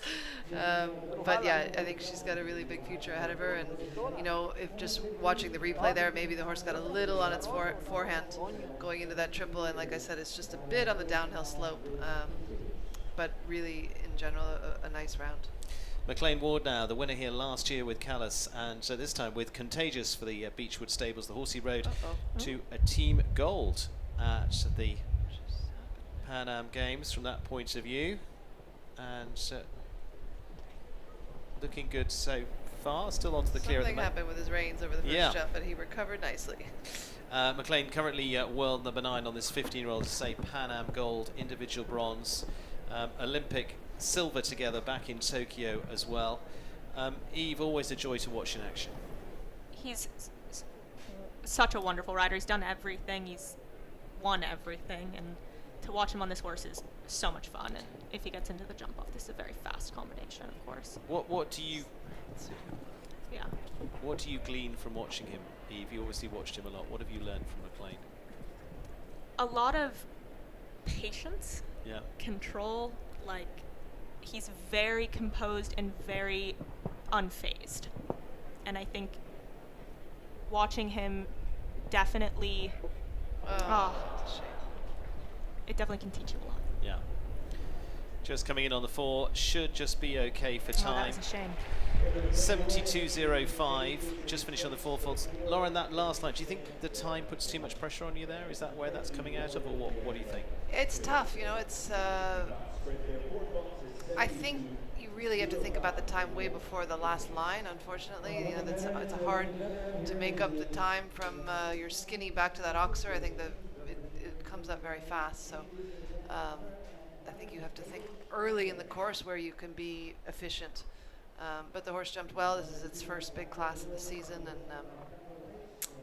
yeah, that horse has done amazing things with McLean. Some early big runners as well here with Ben Maher as well. The current world number 2, Pamela Wright and Charlotte Roster's Dallas Vegas Batty, the French-bred mare by Cap Kennedy, Tilly as she's known at home. Won on week 1 with Anjou de Gressien, the Olympic champion, of course. He actually won Verona World Cup with Dallas as well. Was second in the Hamburg Grand Prix, won at the Stefex Masters. Eve, this is one that everyone's going on your favourite list. Absolutely. He's such a wonderful rider to watch, and he's had so much success with this horse. Yeah, I think this is definitely top of the list. Top of the One list. of them. Nice start there, Lauren. I mean, again, it's getting that early pace, isn't it? Yeah, you know, he's so fortunate right now with amazing owners, and Ben's an incredible rider and manager of his horses, and he's probably 5 or 6 deep in Grand Prix horses, so he can really pick and choose the right classes for these horses, and I'm a huge fan of this mare. It's, I think, a really, really special horse. You like mares? I do. I certainly do. Eve, do you favour any, or are we? I love a mare. Yeah, there we go. I really do. The chestnut mare too. Specifically, but that jumped that beautifully. Yeah. Here Let's see where he is. He's at 52. say, the temptation comes to cut the corner, but that's where, ooh, little touch. It's going to be on the close side here. Same jump again. Ben just going to be on the edge of the time. Should just be okay there, but it is going to be what, 171.43, one fence down for Ben Maher there, and Dallas Vegas Batty for the British rider. Lauren, it's not the plank, it's the skinny this time. What do we think that line's playing the part of now? Yeah, it's tough. It's coming towards home. I thought he got there fine, to be honest. Maybe the horse tilted the shoulder a little bit on the takeoff. But yeah, just unfortunate luck tonight. It really, the rest of the course jumped a beautiful, beautiful round. Eve? Yeah, I think coming down there into that line, I don't know. I thought he rode it really, really well. I think maybe at that point in the course, some horses will be a little on the front end, but just one of those ones it's just one of those fences. Didn't jump high enough. Didn't jump high. We're very technical tonight. Didn't jump high enough. Sorry. Excellent. Yeah, excellent. Good. Getting deep into the analysis. US rider Daisy Farish now for the Lanes End show jumping, and Orwell SCF, horse that was actually bred with a Spy Coast farm by their stallion Dictator, is now a 10-year-old with Daisy. Daisy also with a family steeped in racing history as well. It's teamed up with the Ashton Stables over the years. Again, Eve, she's someone that would be a colleague of yours. Absolutely. Daisy is a wonderful, wonderful rider and a great person, and I'm always rooting for her. I get the impression she's a hard worker. Very. She's a tough one. Very. Yeah, I really can't say enough nice things about Daisy. She's a wonderful, wonderful girl. Lauren, early on, I'm just looking at this. This horse has a big step. She just walked there and ate.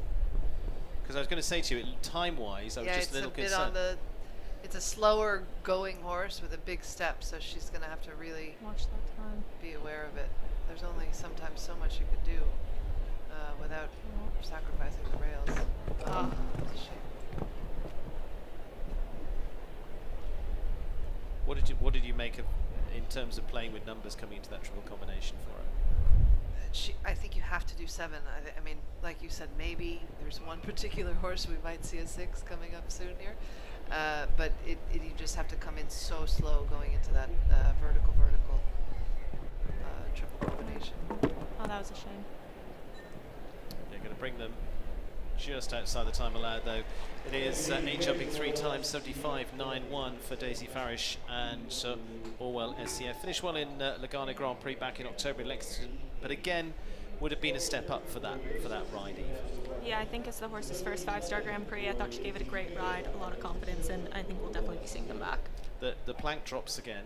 I know. It feels a little mean. It's definitely a shame. Delicate course, but that's the thing, and this is the thing watching this, Lauren. I mean, you've been through 2 Olympic Games. This is what we wanted to see, a little bit of what might be the flavour of Gregory Bodo. Absolutely, I think everyone was keen to get him here this winter, and he's a great course builder, and it's nice to see some of the questions that we might see later on in the summer. Eve, what have you learned from tonight?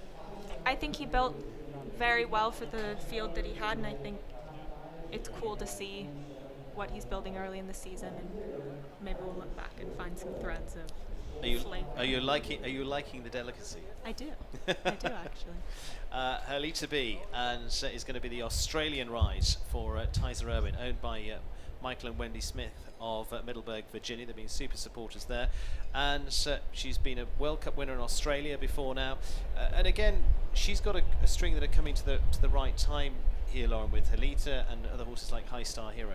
Yeah, she's been doing a lovely job bringing these horses along, and talented rider, and this looks like a lovely horse. I haven't seen too much of it, but what I've seen I really like so far, and yeah, I would say this will probably be a big ask for it tonight, but she's got to hold its hand, and so far I would say maybe a touch on the swell. Not here now, she looks like she's getting run away with, but yeah, I would say a little wide, and time might be a factor as we go along here. Horse that was actually produced with Sophie Hinnes, who's Richard Vogel's other half. Yes. Yeah. Got away with that.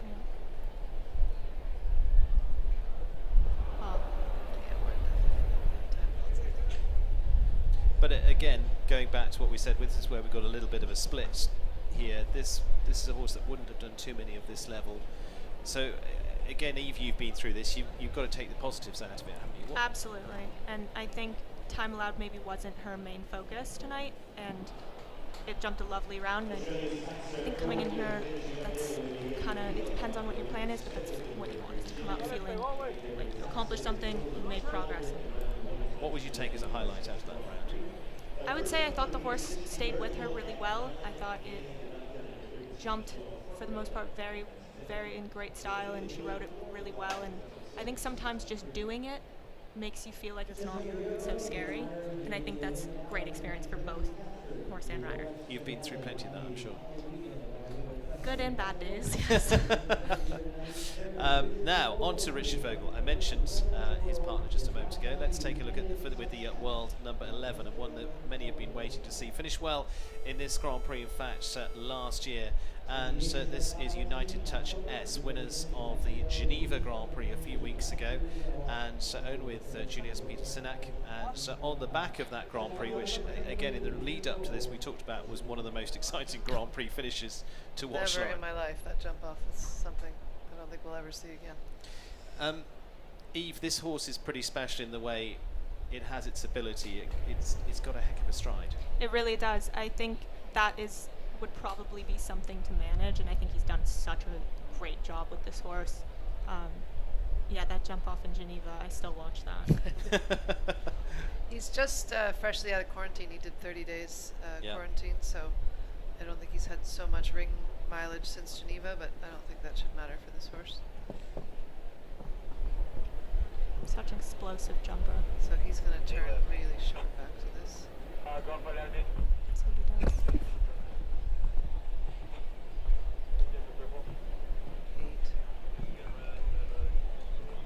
Very steady 4. Now he's got to be quick back over to the triple bar. Yep. You're very neat around that. And then he's going to have to jump Let's this. see. 6. You called it, Eve. 6. No one else has done 6. What you're watching that's 8. is a round that he's managing from step to step. Yeah, he knows this Look how horse tight so he was well. there,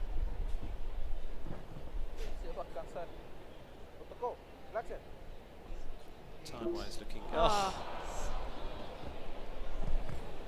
Just unfortunately unfolded into that Oxo. Time-wise is going to be okay. That's a little bit of a disappointment, like you say, but there's going to be a little bit of rust in there either, but 71.04 on 4. Yeah, I mean, it was a very good round. You know, that the color of those poles is also a really dull color. It's almost the same color as the sand. Yeah.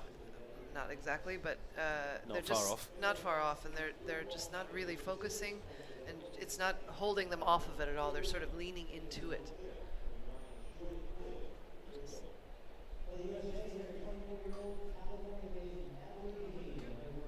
Takes them over the top of the way out of that double in huge style, and looking good for them there for Richard Vogel, but not quite enough, just finishing on the 4. Now it's really interesting how this is unfolding now, because Jordan Coyle and For Gold are the only clear at the moment. It's taking us up to our 13th in the order, Natalie Dean and the Marigold Sport Horses Kota M. Finished well here last year, this now an 11-year-old mare by Toulon.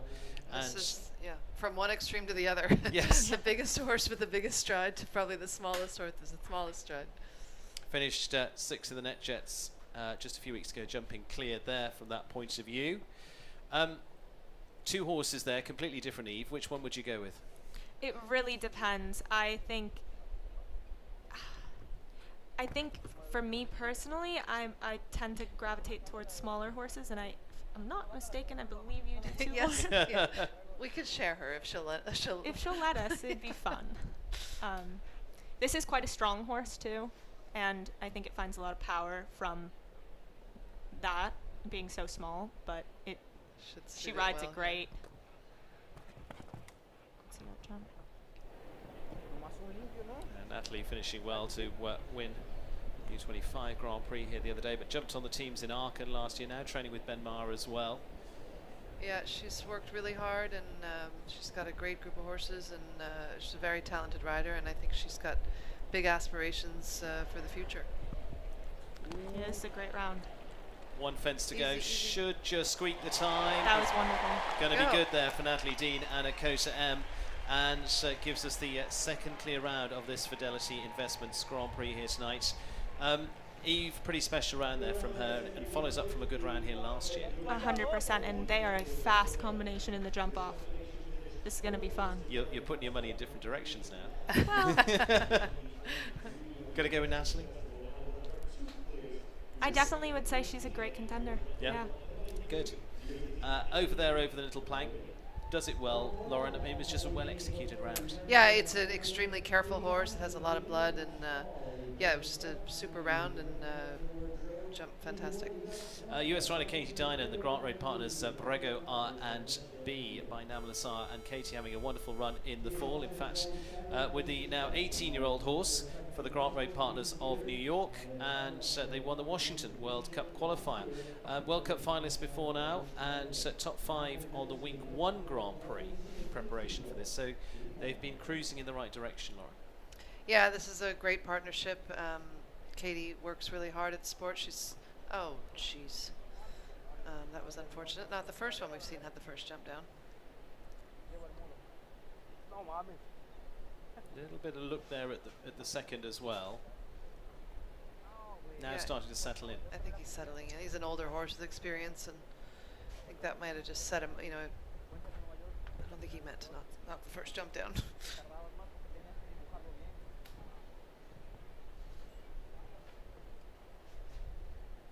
Katie, very competitive, also balances it with a fantastic career outside of this as well, Eve, which I'm not sure how she does it, but super smart, super athlete as well. Yeah, Katie's been balancing whether it was school or work for, I believe, a very long time, and she's had a long partnership with this horse and her trainer, and I think they have a great system, and they do a phenomenal job. Yeah, a long time with Beat Mandley of Switzerland. Beat, who actually was part of Ben Mayer's upcoming learning process early on for Ben. Spent some time based out with Beat in Switzerland. Coming on the 4. Time is going to be a little bit of a factor here as well. What a shame. Yeah. Going to be there for the 3x4 jumping 3 times 75-68 into 9th for Katie Dine and Brego R&B.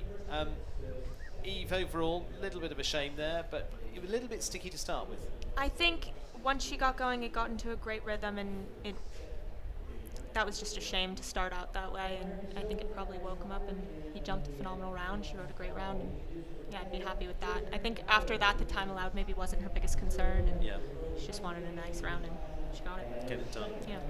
and come out on a good note from that point of view. 2 clears so far with Jordan Coyle and Natalie Dean. Now we head off to Canada and Erin Ballard, and our third is Libido van Hofken, and actually finished superbly on this, what was a new ride for her the tail end of last year. Finished second in the Monterey Grand Prix, a 5-star Grand Prix down in Mexico at one of the wonderful historic venues down there as well, on the grass then, very different setting. 8th place in the NetJets Grand Prix on just the 4 faults there, and has now made the way to this World Championship rider. And again, it's a horse with a big jump there, Lauren. Yeah, I saw it go recently, and it does have a huge stride. She's got to manage that, and also, again, be aware of the time allowed. It's jumping well so far. Fighting her a little bit in the mouth, maybe.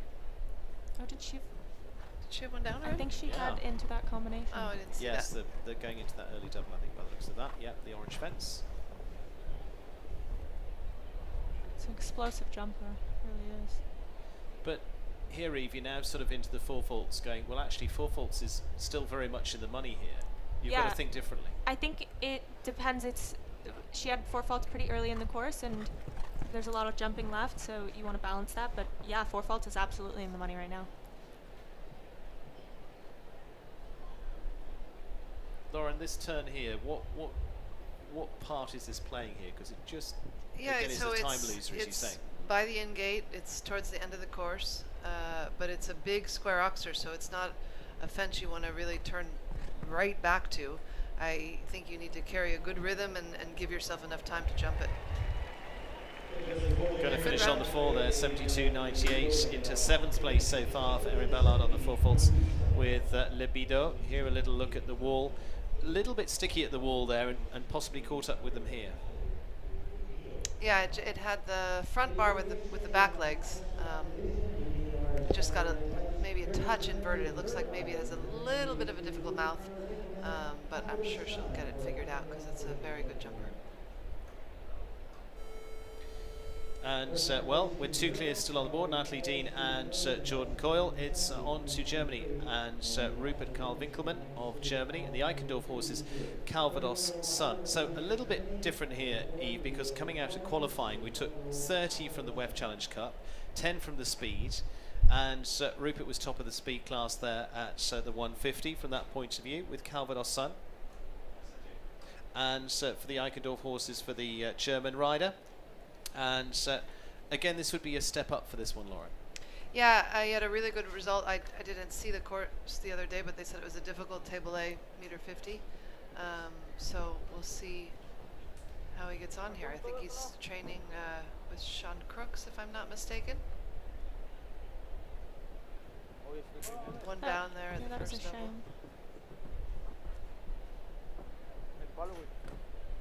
The horse just looks a little...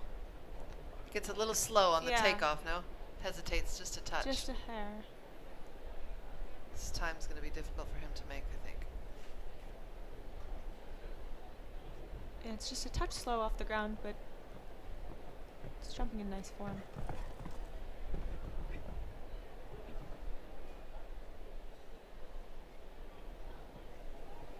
Did one less, he did 7 there.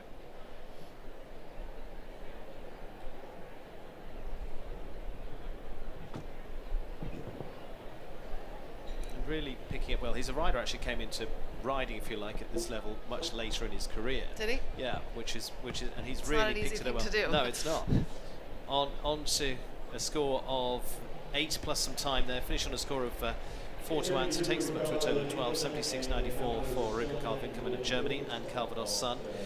Eve, again, for a first spin into that big stage, you'd be happy enough with that. What did you take as the highlights out of that? Absolutely. I think he rode a great track, and I think he got more comfortable as it went on, and the horse jumped great, and he rode a great round, and I think that'll take him a long way and give him the confidence to jump in these. From what you've done when you're doing things like World Cup finals for the first time, how much does that translate when you got that sort of first round out of the way to be able to go, okay, rest of the week? A whole lot. Yeah. I think the first round or the first time you do something, there's always going to be a lot of nerves involved, and once you do it, it becomes less of a mountain to climb, and you get a little bit more comfortable every time you do it. How are you with the nerves? I'm not the best. Stephen, I'm not the best. You always seem pretty cool. Thank you. Well, BP Wakita and Roberto Turan now for Colombia, and with the 11-year-old by Pacino. Pacino, of course, was a horse that I mentioned a lot over the last couple of seasons with Pacino and Miro, which Bertram Allen rode, the sire being Pacino, which was ridden by Clem McMahon of Ireland. Finished individual 7th at the Pan Am Games with Desuk Toff, 2nd in the Rolex Grand Prix last year. And interesting that he's gone to this horse this time, Lauren. Again, they're trying out some from fresh horses this time. Yeah, I'm guessing this would be one of its first 5-star Grand Prix, this horse. It's a lovely horse, though. I've followed it for a long time, and I'm a big fan of it. And he's a great, unfortunate 4 there. I think that's the first time we've seen the back bar come down at that Oxer. I thought we'd actually see that happen more often. You say you followed it for a bit. It was with Clee Hellerman for a little while. Exactly, here as well. yes. She did quite a bit of 2-star Grand Prix with it. And now she's living in California with her husband, Bobby Kraut. Yes. And their son. So I think Roberto's been riding it for the last season or 2. Coming home on the 8 volts for Roberto so far. But again, for him, he's going to be thinking about this the whole season, Eve. Yeah, jumped really well through that last line. Yeah, did the last line beautifully. Yeah, that was beautiful. Yeah, I'm sure he's looking to the rest of the season with that horse. Jumped great. What did he execute so well in that final line? I think he had the horse on his hocks, and I think he just rode a really great line in track and kept him impulsion coming, and it gave him great jumps out of it. Just unfortunate that Rolex. Yeah, that was a shame. It's a pretty wide Oxer coming out of there, and yet it hasn't fallen much, and yet it's the delicate part that's been on the floor. it's been a little bit of a mix. Yeah, you know, when I walked that, I thought going right into the crowd there, it was a wide oxer, and I thought we would see that come down more often. But again, you're dealing with horses that have a ton of experience, and it doesn't seem to be so much of an issue. Zoe Conter of Belgium and Darwa de Green Bay Z for the Zangazai stallion by Diorado. For the 25-year-old, 4-time youth medalist, in fact, and top 5 in the WEF Challenge Cups last season into the 5-star as well. Finished well in the 5-star Grand Prix in Monterey in November. Again, good experience for a few, Eve. They headed down to Mexico. There were a group of 5-star shows from that point of view that they could get involved in, and it certainly helped. Rupert was one of those as well. Yeah, absolutely. It's great experience, and Zoe's been jumping this for, even though she's a young rider, a very long time, and her and her sister both great riders, great group of horses, and yeah, the whole family's very involved. Now again, step back into, they've been here with us for a few seasons now, Lauren, here at WEF. Yeah, she's, I think, been here the last 4 or 5 years, if I'm not mistaken. And obviously her father runs a huge sales business, FX Stables, and so she's fortunate to get to ride a lot of different horses, and she's really come into her own and has been very, very consistent. Now, how do we play this, Lauren? Just talk me through this line as if you were riding it. Oh dear, that didn't work out so well. Or yeah, not so it. Really depending on your horse's step, you need to be quick around that corner because the triple bar is a little bit of a give-me jump, so you need to think about the time allowed there. If you have a big step, you want to jump the triple bar a little bit so you're on the outside track and slowing. Whatever you do, you need to come in slow, and I think 7 is pretty much the number, except United Touch, who does 6. If you're on a smaller step, you want to line it up a little bit more, so again, you're really slowing down coming in, but the name of the game is to be quick to that triple bar for your time allowed, and then really set your horse up and have good balance and slow coming to A of the triple. A little bit of a shame there for Zoe Osei. I think we'll see some big rounds out of her yet this season. Yeah, that was a shame. I didn't really see that coming. I'm not sure what happened, but there's always another day. Mimi Gotchman now, the 19-year-old from the US as well. The Gotchman Sport Horses of here in Palm Beach is Cosmos BH for Mimi. Again, already put plenty of medals behind her in terms of youth championships, twice been junior and young rider gold, and Youth Equestrian Games. That was a replacement for the Youth Olympic Games in Aachen in 2022. Trains with Dara Kenny these days as well. Top 3 in the Grand Prix at Angelstone last year on the Major League there with Cosmos 2, and headed up to the Spruce Meadows Masters. Early rail for them. Eve, they just started to travel a little bit down there. Yeah, I think that was a shame. I think the Liverpool there, maybe he spooked at it, but it's hard to say. I've actually gotten to watch Mimi a lot over the past couple years, and she's just a phenomenal rider. She's young, but she actually has a lot of experience, and every time I see her, she's just getting better and better. What's putting the old head on your shoulders? I think she's had it for a while. I think she did a lot of youth championships, like you said, young riders. I think she's ridden on Nations Cups, and so she's been put under pressure situations for a while, and I think she just rises. Early rails for them on the 8 faults at the moment. Another one coming in there. Two in a row behind. It didn't look like he followed through behind there at all. I don't know if she's going to finish or come out. Looks like she's taking a circle and coming back, but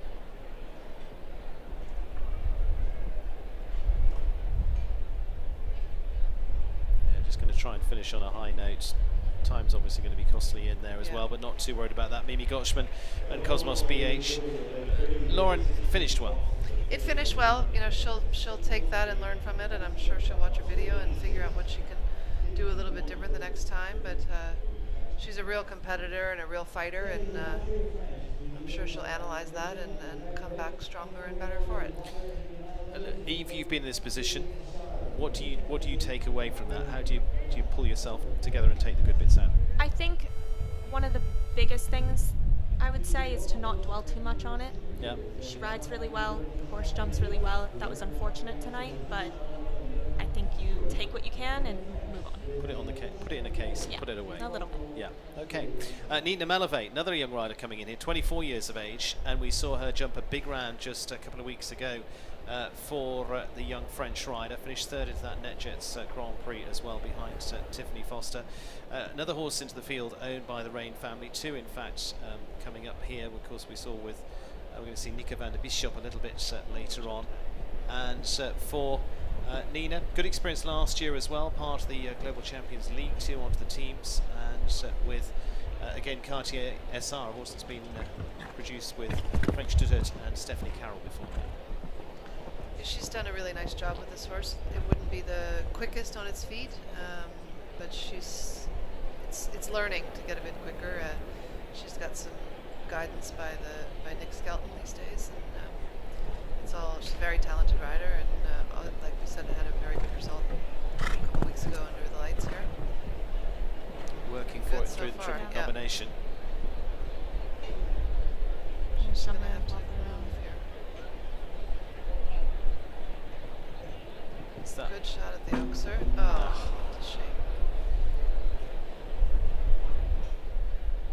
Bringing it home with 4, as I say, 4 faults can even go into third place at the moment, which in a 5-star Grand Prix is big money, and just stands off a little at that last fence. She was faster than she looked, actually. Yeah, that's not that's a slower going horse, and she actually did the turn. She managed that very well.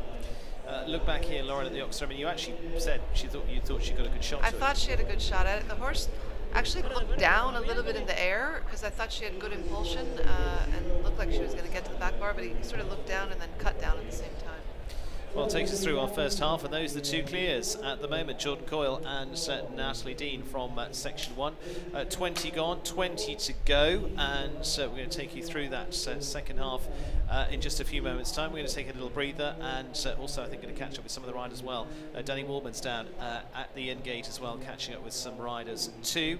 And so just 2 is the number at the moment. Jordan Coyle and Natalie Dean as the clears at this stage. Looking good for them.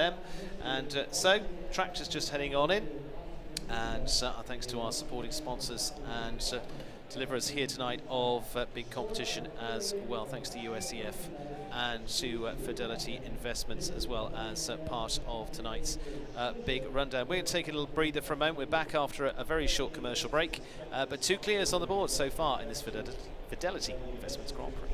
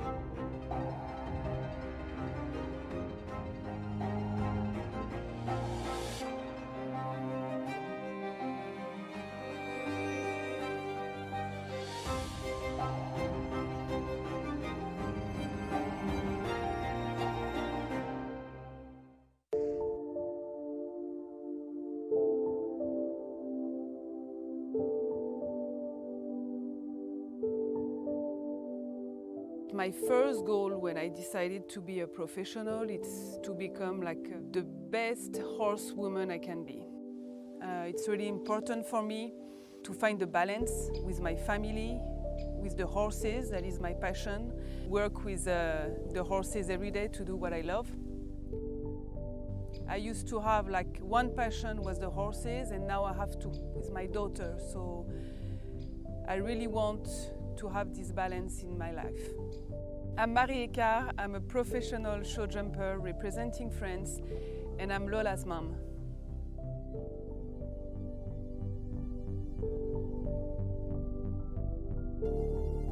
Be mindful, be present, turn on your brain.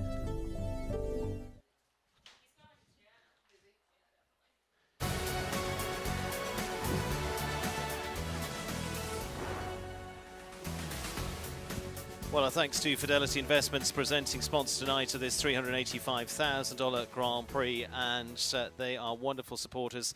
And of course, very much in the business of wealth management, helping clients grow, preserve, and manage wealth. You can head to their website, fidelity.com/wealth, to find out so much more about how they can help you. And Dot Technologies, helping deliver top sports here in Wellington, also supporting our streaming and many other aspects of the show throughout the Winter Equestrian Festival as well, involved in many of the top sports, not just of course with equestrian sport, but from NFL to NBA too. We're going to be back in just a few moments time. We're going to catch up with Richie Vogel and see what he says.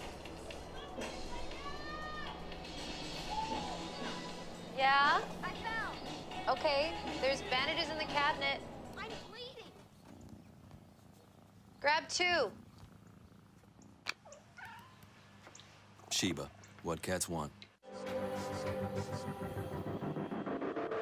With NetJets, travel will always be personal.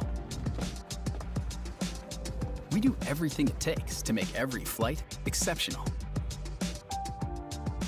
Every single detail of your experience is personalized, just for you. As our standard is not just to meet our definition of perfection, it's to exceed yours.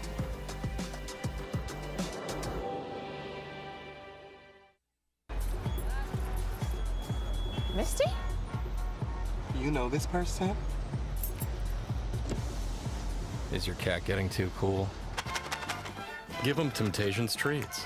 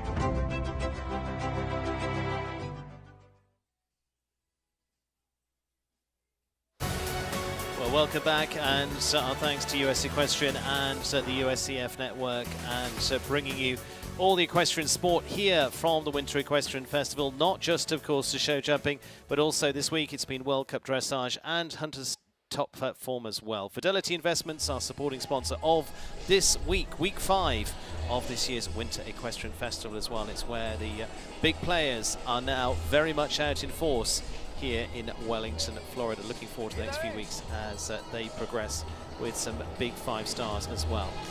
So we're going to head down to the sidelines, and joined down in the warm-up is Danny Waldman, who's catching up with Richie Vogel. Hi, Danny. Hi, Stephen. Thank you so much. I'm here with Richie Vogel. Richard, you were really one of the favorites tonight, but you have run down. Yeah, I think my horse jumped amazing, so I can only be thankful towards him. He was very rideable, which I was very happy about today, and I could have just protected him a little better there at the Oxel with the grey poles. It comes down a lot, which we saw in the first half, I think. Yeah, I was just a little too deep, and yeah, it was my mistake. Frustrating fault. A number of other people have had that down. So what do you think? Where was the hardest part on the course tonight? You know, I think it's a very, very good course. It didn't walk super hard, I have to say, and now we can see there's faults everywhere. I think, yeah, the last line, including that Oxer and the blank after, and also the last one, is a tricky end to the course, but also the beginning of the course is not easy, so it's jumpable. Enough people jumped it easy enough already, but enough also had one down. So I think you got to keep the focus from the start to the finish line. There's not like one specific part of the course that is very difficult. It's a bit all over the course, so that we like to see. So the course builder did a good job. Yeah, absolutely. You've been coming to Florida now for a couple of years. What's your favorite part about coming down here? I mean, as we can see tonight, those Saturday night classes, they are very special and gives us a great feeling. So yeah, that's definitely one of the special moments here in the circuit. Absolutely. We have 2 clear at the moment. How many do you think we're going to see tonight? I think the second half's going to be a little stronger, so we'll probably end up with 8 to 9 clears. All right, and who's your pick of the win? Pick of the win. Not really an inside tip, but I'm gonna go with Kent. All right, I think that's probably a very good choice. All right, well, thanks for being here, and good luck next week. Actually, I think you'll be back in a couple of weeks, right? Exactly, 2 weeks, we're back with United, hopefully in another great shape and me riding a little better. All right, perfect. Thanks. Back to you, Stephen. Thank you, Danny. And so, well, I'm never questioning his riding abilities. With some of the best, he does a great job. Lauren Huff, tough one for him, but he said, we're going to be back in a couple of weeks. Yeah, I think he should be thrilled. The horse is in great form. Like I said, it just came out of 30 days quarantine, which is not easy for these stallions. And I think he's exactly right. I think we're starting to see, yes, there are a few fences we've seen rails more often than not, but he's correct in saying that those gray poles, they just don't really focus on it, and you've got to keep their attention the whole way around the course. Interesting Use of colour that he's had in this whole course. And we're going to have a little look at some of those that have had some fences down in here. And this is one that's dropped quite a few times, Lauren, as you said. I mean, this combination together, though, of that little plank afterwards. Yeah, I think, you're going away from the in-gate, it's towards home, and they're just, like, I thought McLean got there really well in general, and they're not jumping it great. I don't know what else to tell you besides that. Eve jumps alongside us. Eve, what have you taken away from that one? I think it's towards the end of the course. Maybe the horses are a little on their front end. I think 3's short and the plank's delicate. It's a wide oxer with kind of dull colored poles, and they're just not finding it exactly maybe how they want to. And we've seen a few that we've gone, great shot at it, and it hasn't worked out. So it just shows it's not taking much, Lauren. It's not taking much at all, no. It's a delicate fence. Behind it is a delicate fence, so I think some riders are thinking more about the plank than jumping the oxer. I think you're probably going to see now that the second half of this class has seen how this has gone. I think they might take that jump a little bit more seriously than they were in the beginning. Because in general, when you walk the course, it wasn't a fence that you thought, this is going to be really tough. Eve, when you walked the course, what was in your mind for down that line? I think it's 8 or 9 strides, depending to the oxer, and it's a quiet 3, and then it's 6 to the last. And I thought that the triple combination would pose a bit more trouble than that last line. Of course, the plank's very delicate, but again, 11 didn't stick out to me as the fence of the night. Do you think it makes a difference being late in the course, not early in the course? Because again, as you say, and as Eve says, you start to get a little bit more strung out there. You're going to need a lot of power at the end. Yeah, I think the time is definitely a factor. I Yeah. mean, not that there's anything you can do about it at that point in the course, but I think he's done a really good job with the field that we have. I think we're probably going to see a few more clear the second half. These are all the strong contenders from the WEF, so we'll see what happens. It'd be nice to think that we could have 8 or 9 clear, but you don't know. Absolutely, we're going to spin it around because you say we're going in reverse order of those in the WEF Challenge Cup, the adequate class earlier on this week. Ken Farrington jumped himself into last position there, in pole position, if we're going to use those terms, with Greer goes last. Eve, how many clears did you say earlier on? I said 6 to 8. Yeah. Yeah, I think we probably will see somewhere in there. It'd be nice to see. I think you're safe. More 8 to 9, but I think We'll stick on that number. How about you? I'm agreeing with you. I think we're going to be in the 8 mark, somewhere around there from that point of view. So I'm going to agree with you, but I'm deferring to the experts in here. Okay. I'm just here the supporting act. Margie Goldstein-Engel has always been a lady right in the spotlight with the 15-year-old Dikas now for the US rider, winner of over 200 Grand Prix in her career. She's amazing. Pair that finished 4th in the Miami Grand Prix last year, 6th in the World Cup qualifier in Washington as well. Dikas by Diorado for the Garber. Show horses Bartolome and Glade wins. Again, a wonderful group of owners for her. And this will be an interesting one, Lauren, because it's a bigger horse. Yes, Margie's a little small lady on a very big horse, and he definitely has his own style. And I'm thinking space more than I'm thinking. Ah, yes. We'll see. You know, he has his own way of going. He's a little twisty turny. His head is really high in the air, but she knows him really well. He doesn't like to hit the jump, so I'm going to cross my fingers and hope we have a good result here. Absolutely. So Margie sets sail. 2 clears that we've got so far: Jordan Coyle and for gold, and Natalie Dean and Akota M. A solid start at the first, which, again, a couple of you have come unstuck there. Yeah, she started off great, and she knows this horse so well. They're always very fun to watch together. Oh, he looked down at that Liverpool. He doesn't go in any boots. He's got very sensitive legs. He just doesn't like boots. Doesn't like it, so leave them off. Yep. Some don't go in shoes these days. There's Yep, all sorts of all things. sorts of things happen. She's gonna have to be a little aware of the time allowed. Not that Margie is a slow rider by any means, but he wouldn't be the quickest across the ground.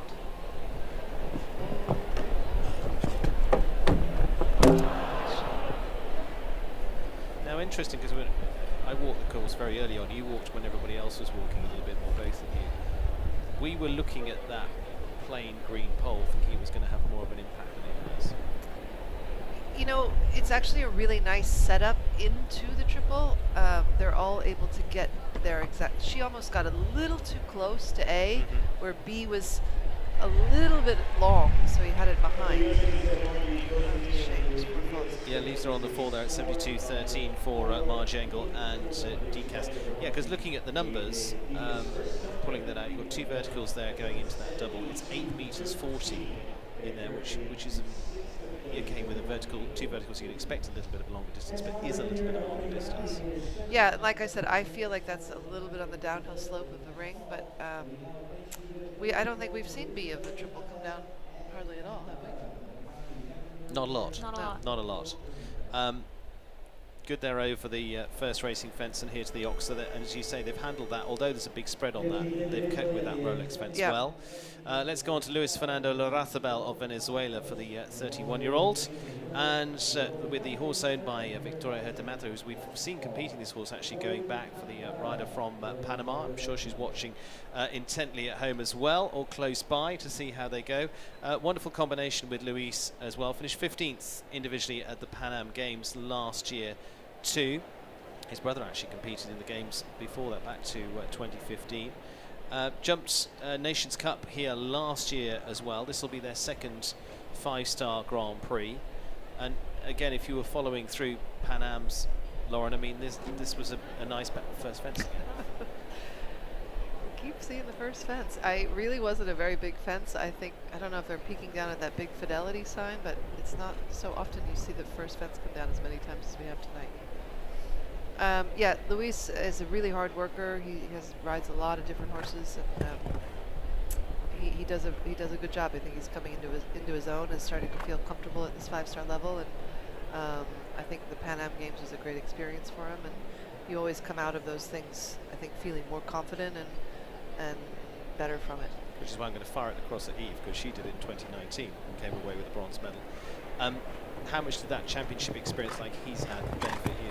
A lot. I think just having to jump for your country is a lot of pressure, and so when you're individual like this, it just takes, I don't know, you get a lot more experience from doing something like that, and I think then you just get a little bit more confident in yourself. You feel like you've been into battle and come out the other side. Come out the other side. Thanks for the stay there. Yeah, he rode that line as well as yeah, coming home with 1 time as well. They're 8 jumping 1 time, 73.38 in the first fence down for Luis Larrazabal and Condara. Like you say, he rode that final line spot on. Spot on. I think that was unfortunate with the first fence. I don't know why. It's true, you rarely see the first fence come down so many times. It just lands on the floor. He looked just a touch sticky off the ground, a little under pace. Through the triple combination. And now we've seen that 2 in a row. Having said it's not a big factor, in it comes again. And let's go to Nico Ritter of the US. And again, a less familiar name in the 5-star classes that we've seen, but actually is very deserving of his space with Aquiles de Carabe as the next to go. And again, has been jumping well. We're going to look at some jumper stats as well. I've been jumping clear 67% of the time with his horse by Action Breaker. He headed out for Nations Cups last year in Drammen and in Denmark, where the US won there as well in Ugahan. And finished top 5 in the 2-star Grand Prix last week as well. He's had some really good form here nationally as well, Lauren. This is a step up, but actually he's been delivering well in the last few weeks. Yeah, I think he's quite confident in himself right now. This is a lovely horse, and they've been producing some very good results. So I think this is the right move to make this step to the 5-star level tonight.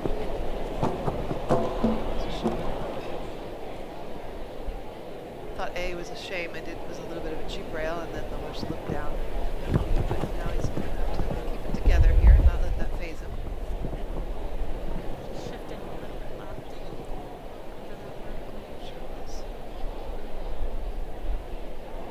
And as you said, Eve, this is the thing, you need to get into battle to find out. 100%. This is all good experience. The horse just looks a little bit like it's shifting left. It did over that combination with the third bolt, and then again, and now triple.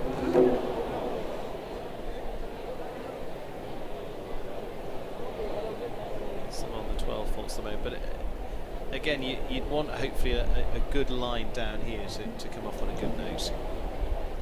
All coming a little bit undone here, Yeah. but nothing terrible has happened. I think the score is probably not going to reflect the round. Jump's one of the hardest parts. Yeah, finished fine. And as we were just saying in the eve when we were talking about coming out of the battle, you know, they have a tricky time in the middle there, but they put it back to the end. Yeah, he finished well, and yeah, I think that was just a very good experience for both horse and rider, and he'll come back and learn from that. Lauren? Yeah, you know, as Eve pointed out, the horse definitely does have a drift to the left, and some horses do that. You know, some horses will have an extreme drift, and it's something that you have to sort of adjust your ride accordingly, and know, you know, the horse got farther and farther left and made C of the triple too wide for him, so you just almost, you know, you really have to anticipate things like that, and I'm sure he'll learn from it. And we've seen it with some of the best horses in the world without naming names. No one in particular. Yeah, I knocked a lot of standards down with my right foot in the quick steady days, but yeah, you learn to deal with it. But that's the thing, you manage it, don't you? Yeah. That's the point. It has gone to Adrian Sterling now and Facuidoles for the Starlight Farms of Greenwich, Connecticut. And Dutch bred horse by Verdi, now 14 years of age. Verdi, that was the top ride, of course, of Michael van der Vleuten, went on to Olympics, World Championships, great consistency from the father of this horse as well. They finished top 5 in the Ottawa Grand Prix in August of last year behind Lily Keenan, who won that one, and second at the Hampton Classic Grand Prix. And again, if you were watching that one, you know, Eve, it was a tough Grand Prix that day as well.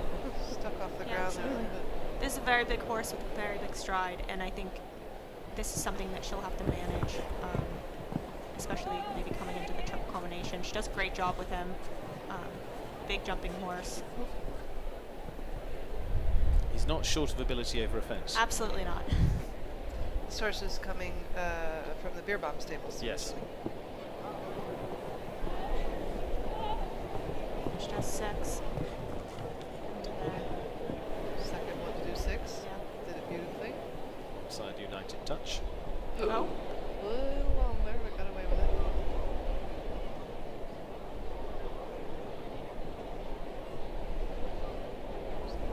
Keep it together here. Just got a little slow off the ground. Looks like he's getting maybe a bit tired here towards the end of the course. Yeah, caught up with him there a little. Yeah, just finishing on a total of 8, 72.97, 8 faults there for Adrian Sterling and Facuidoles. Eve overall was coming together as a nice round, and just that final couple of fences. Yeah, absolutely. I think she was trying to set up for the 3 with such a big strided horse and lost a little bit of impulsion going into that last line. Just slowed down a little bit off the ground and had those 2 out of the 3 last, but overall it jumped great.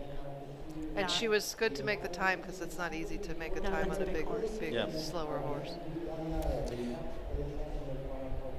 Little look here. That fence has caught out quite a few now. We've talked about how it how it might. It's the combination of how it comes together, but again, it claims another victim. And I mentioned her a moment ago, Lily Keenan, winner of the Ottawa Grand Prix last year. She won the Monterey Grand Prix the year before as a 5-star, but actually won Ottawa on this horse as well. Argana de Belliard is the then French-bred horse by Milord Carthago. 14 years of age now for Lily, for this horse that she also rode at the World Championships back in 2022. Winning teams in California. Get a little bit of a drift over that wall. Yeah, right drift this time.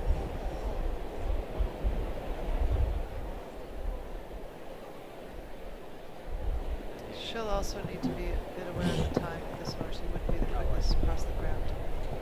And the way we're seeing him jumping as well, he seems to just hang in the air for a He's got a second, bit which of is his not a own bad style, thing, but yeah. bit of his own style.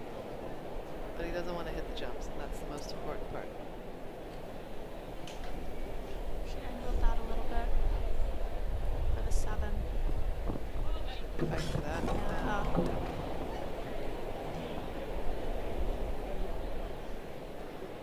What do we feel there, Eve? I mean, she had to work for it. Maybe it was just a bit too unsettled. Yeah, I think maybe she fought for that 7 and it just got a little too tight for her. The horse actually never really shortened his body. You know, she slowed the motion down, but he never compressed and had it behind him. Yeah, just inverted a little bit there. Coming home on a score of 8 jumping and 1 time 73.73 for Lily Keenan and Argane de Belliard.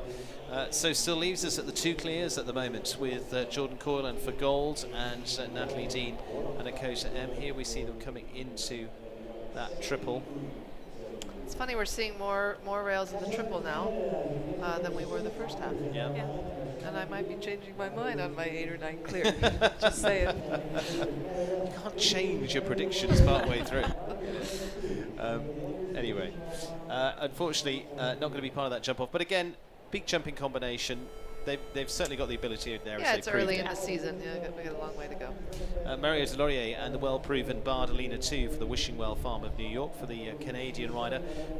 By the big jumping Claramo for Bardolina, who was also part of the Pan Ams last year for that. Well, he was actually part of it riding a horse called Emerson. He rode to a Team Silver there, also gaining Canada their Olympic spot. But this was the horse he actually rode in Tokyo the previous season in 2021. This is a horse with a serious drift. Yeah. But huge jumping ability. Oh. He says as they stop. Fortunately. That, I mean, that is unusual for him. Very. It's a very brave horse. It's seen many walls.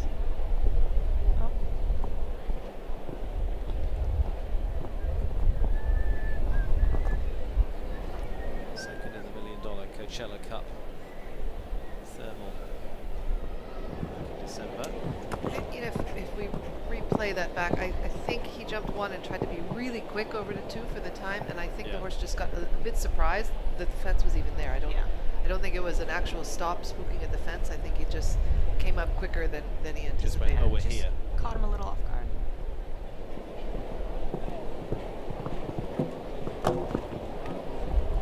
A lot more rails in the triple combination this second half.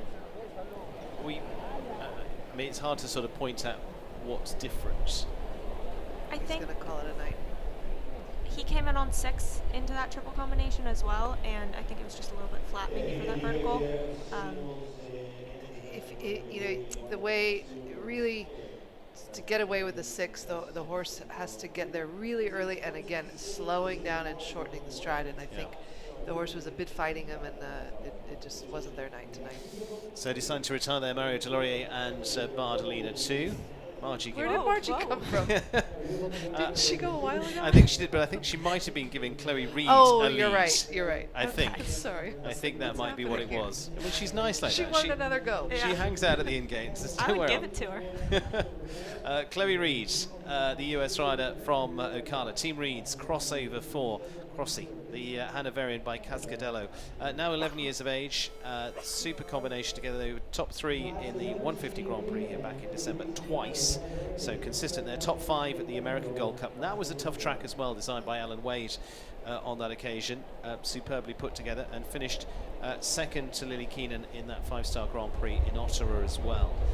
She's been very much coming on the rise. She actually was on WEF Weekly with us earlier on this week talking about the horse, but I mean, they very consistently came through the Challenge Cup this week as well. So I believe Chloe's had this horse since a 6-year-old. Yeah. And she's done an unbelievable job because it's a very, very careful horse, and she's really... Oh. Anyhow, besides that, she's done a beautiful job of picking and choosing the right classes. If she jumps it big, she always goes down and jumps it lower, and I do believe this horse has a bright future ahead of it. And Despite she that. needs to buy that wall. Yeah. I mean, these things happen, you know, it's just part of our sport. And I think he came in, his eyes got a bit big. He did do the night class here a few weeks ago, Yeah. I believe, the national class. So she did all the right things and had a good WEF, and he didn't like the wall tonight. He just wasn't keen on the wall, and that is unusual for them. Yeah. Welcome to our sport. Yes. I saw this combination jump in Ottawa, and that was a fantastic Grand Prix for her. I'm a big fan of this combination. That was unfortunate, yeah. It's unexpected, let's put it that way. We're working with animals at the end of the day. Yeah, there are two brains out there. Absolutely. And sometimes it just doesn't quite. We can come up with all the stats to lead to what it is, and then they'll just surprise us. That's kind of weird that we had 2 in a row. Though. Yeah. Well, a little bit of a surprise there. Chloe Reid goes out early. We thought we might get a big round out of them tonight. I'm sure we will during the season. Very much looking at this one as well. Nicola Philipparts, and so this was one that Danny Waldman picked out in our pre-show as well. Katanga, and not surprising really, they were the winners of the Le Ball Grand Prix in France last year. That's France's official Nations Cup as well for the Rolex Grand Prix there. It was a Belgian-bred mare by Cardento, and is a super consistent pair together as well. Part of the European Championships last year, and in fact it was part of the squad that won Team Bronze in the Championships before that in 2021 at Riesenbeck, and finished 6th in the Aachen Grand Prix as well. So that's always a pretty good setup. You and I were commentating that. We certainly were. This horse, I call her a little bit wild. Yeah. She has her own way, but he knows her really well, and he tries to a bit stay out of her way. He has to argue with her every once in a while and say, hey, listen to me, but it's an unbelievable, like right here. It's an unbelievably careful horse and very quick, but definitely its own way. And like I said, I think they've been together now for some years, and they know each other really well. And that's the thing there, isn't it? It's not a battle; it's a partnership. They're understanding each You other. got to meet him in the middle. You got to meet him in the middle, especially this kind of horse. Okay, now you have to turn left. You don't want to. Still good. Hold it together here.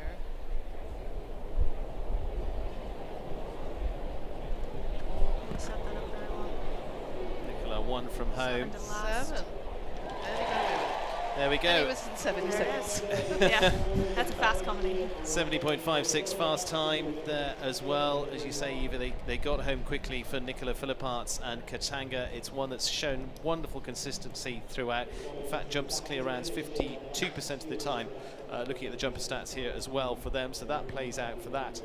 And Lauren, as you say, it's a little bit of work there, but Eve, I mean, they got the job done. Absolutely, and he knows that horse so well, and they've had so much success, and I'm excited to see him in the second round. Sorry, I just had a coughing spell. Yeah, I love to watch combinations like this. Like she has her own way, he knows her, and you know she fights him, and she's feisty, and but it was a beautiful round. She sounds your type of horse, Lauren. Just up my alley. Michaela Langmeyer, 23 years of age, and Michaela with the Rafty Farm of California's Mimosa van der Rulebeek is the Belgian-bred mare that's now 14 by Castellino Vendihila. And for our next to go, Michaela, again, this is a combination coming into their first 5-star Grand Prix. They had a bit of a break from FEI, certainly from November 22 through to tail end of last year as well, so back into action. So I've certainly been knocking the rust off well. Finished second in the 3-star Grand Prix at Ocala back in December as well. So again, just getting back into the game. Yeah, I watched this in the WEF the other day and was very impressed. I'm not so familiar with this horse. It must have been out with an injury maybe for a little while. Michaela's come through the ranks and had her mother's a amazing professional, and so is her father, and I believe she gets some guidance now from Katie and Henri Prudent, and she's really coming into her own and starting to feel comfortable at this level, and it's nice to see nice to see that because she's worked very hard at it. Eve, triple combination goes again. Again, that was a shame. I thought she got it done. Maybe she was a touch close, but yeah, that's a tricky double of verticals to jump. And for a combinations first 5-star Grand Prix, definitely that's a one to watch there. Let's see what she does in this line.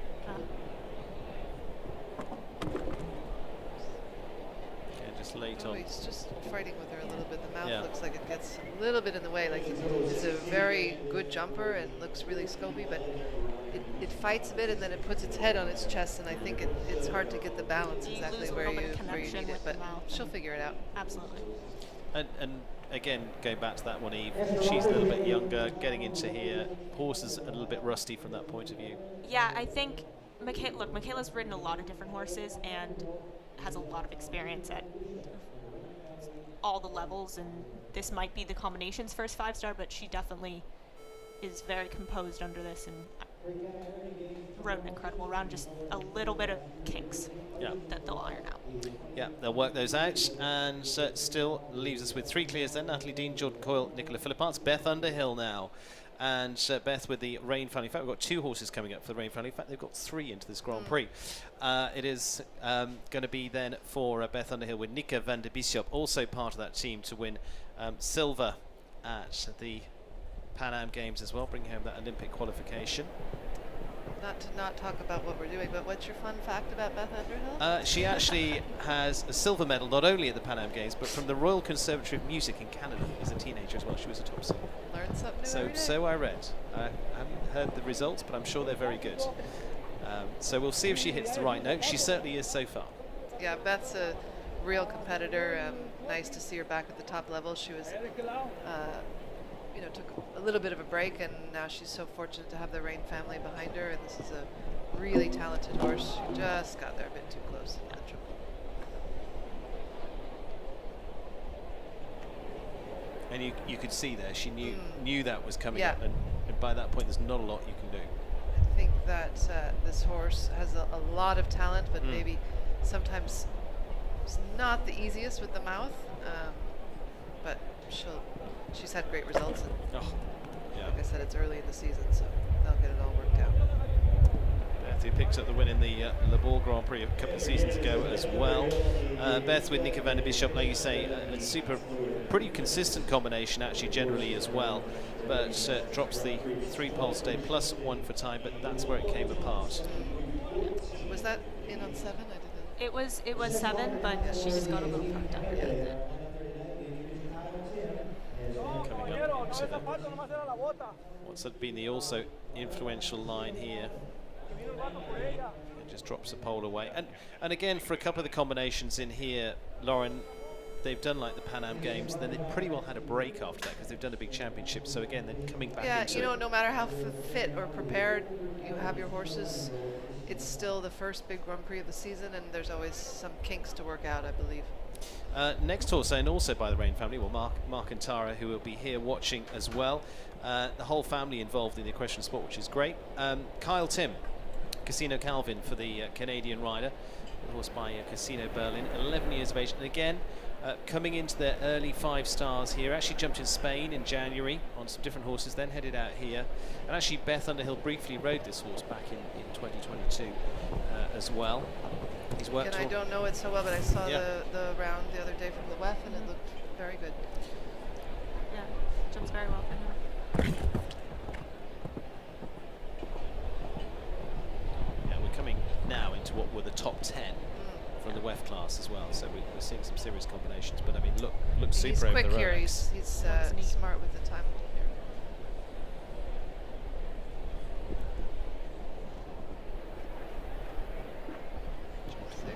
We got away with that. Yep. The horse hesitated a little bit, but the pole was quick here. I'm a little concerned about the time limit. Yes. He might just squeak under. I think he's going to be the wrong side of it.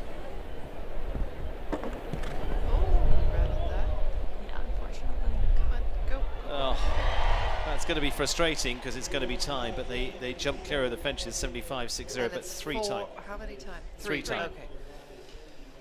3 times. So yes, I know where you were going with that because you didn't want It's to gonna annoy me. get dropped in the pack with the 4 faulters. It puts him into 4th place so far for Kyle Tim and Casino Calvin. But Eve, I mean, that was really well put together.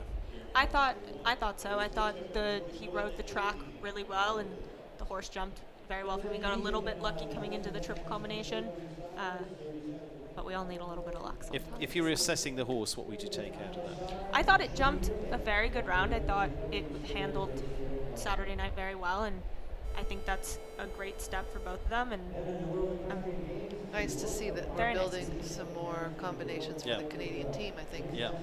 Nice that the Rain family is supporting so many riders at this level. Yeah, absolutely. Jiminy Cricket and now for Niall Nassar and the Evergate Stables. As I say, top 9 now from those. Westphalian by Colestus, which was a Luca Beerbaum ride.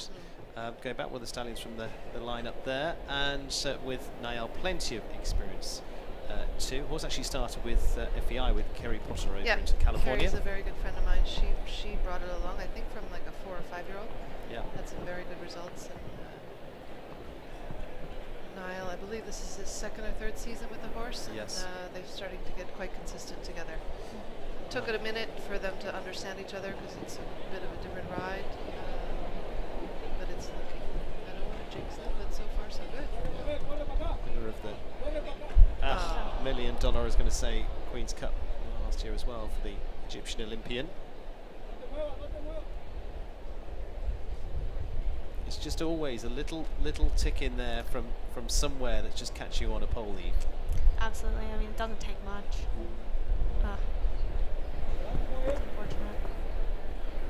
The rattle of the plank. Always spooked a bit there at the Liverpool. Leaves them on a score of 12 for Niall Nassar and Jiminy Cricket. Not quite the day they would have wanted, but it is his daughter's first birthday today as well. So they're having a good family day too. So they can head back. And brings it all back to reality. Exactly. Right? Exactly. Just drops the fence there for Niall, late out of the triple combination. And, well, it's still holding at the 3 clears now. Natalie Dean, Jordan Coyle and Nicola Philipparts on the 0 list at the moment, advancing through the final group of riders, like we say, is in reverse order of the Adequan WEF Challenge Cup this week as well. So that plays to the, in theory, best group that we've got coming up. Mark Blumen and the over-the-top stables Uberluck is the gelding by Ubico, which has actually competed with Daniel Blumen, cousin for a little while, and generally very fast combination, and he's a very fast rider as well. Finished well at Old Salem, 2nd in the Grand Prix in there back in May. Actually won the Angelstone Grand Prix back in 2021 with Daniel. Yeah, I was there for that. From that, and again, Daniel was finding a partnership with it, and Mark said, let me have a go, and they've really sort of worked together. I believe in some period of time, I think they gelded the horse. I think he was, is he still a stallion? He is, I'm pretty sure he's a gelding. Yes, he is. Yeah, so he was a stallion, and I think in between riders maybe they gelded him, but explosive jumper and looking to be a very good combination together. I remember I watched California Grand Prix, maybe it was first to go and clear there and made it look easy. So we'll see what happens tonight, but so far looking good. Mark tremendous form, won with Superman T the other day as well. Very tough against the clock through the triple combination. Jumped that beautifully. Nice and careful through there, Eve. Absolutely. This horse has been jumping in great form. Out in thermal, he jumped beautiful clear around there. He's going to be flirting with the time, I think. Yeah. Well, unfortunately, he's also kissed a fence as well, so I'm afraid he's just over flirting with the time. He's got 2 time there. It's 74.71. 4 jumping 2 time into 12th for Mark Blumen and Uberluck from that point of view. But as you say, Eve, they've jumped some nice rounds, and that was really coming together. They were a little sticky in the WEF the other day in the jump off, but that yeah, good. he rode a very good round. The horse just ticked that front bar of that Oxford. It's come down so many times, and I think maybe he was just a little bit slow, but Marky's a very fast rider, so I'm sure. And again, that. getting back into the groove of the season, Lauren. Yep, we're early on. A lot more jumping to come here. And, well, I mentioned him. It's Daniel Blumen now, taking it to the other side of the family for the over-the-top stables, and Ladriano said. Horse jumps clear 42% of the time. It's been a super jumping combination. They've won the big classes here in Wellington before now, Rome Grand Prix, a lot of them. Now, this is going to be an interesting one to watch because she's a big jumping horse, but again, pace-wise, he's got to be up with this. He's going to have to ride this round a little bit like Richie Vogel did with United Touch. I don't know if he's going to drop as many strides as Richie did, but he's going to have to literally make jump-off turns, I think, to stay under the time. This is a big horse. But he knows this horse so well. Yeah. I mean, the difference is here, Eve, exactly that. They know. Oh, first fence. We've got bemused looks up here as well, but you know that is a frustration. But it's a fence on the course. I'd be curious to talk to the riders and see what their take is on that, because it didn't even dawn on me that would be an issue the first jump. The approach when you come from the lefty lead, it maybe comes up a little bit quick, but it's a it's the smallest jump, I think, height-wise. Yeah, I mean it's 150, 148, 145. Yeah, it's not exceptional. Oh, he's jumped high with that Oxford triple bar.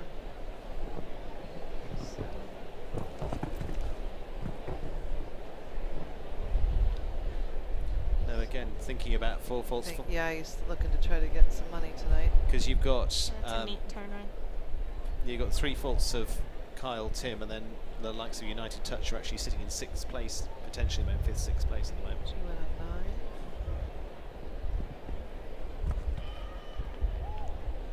Yeah, he's quick. Yeah, it's a shame. It is a shame. He's going to pick up some money for it, but it's not the money he wanted. Goes into 5th place on the 4 faults, 70.94. Daniel Blumen and Ladriano said it's a real kicker when it's the first fence. Yeah, I don't know why this has come down so much. Maybe it's because it's not extraordinary, but that's not something you would typically see. It's come down a lot. What do you mean by that? Just it might be a little lackadaisical. It's nothing super impressive for the horses. The atmosphere is, and maybe they just, I don't know.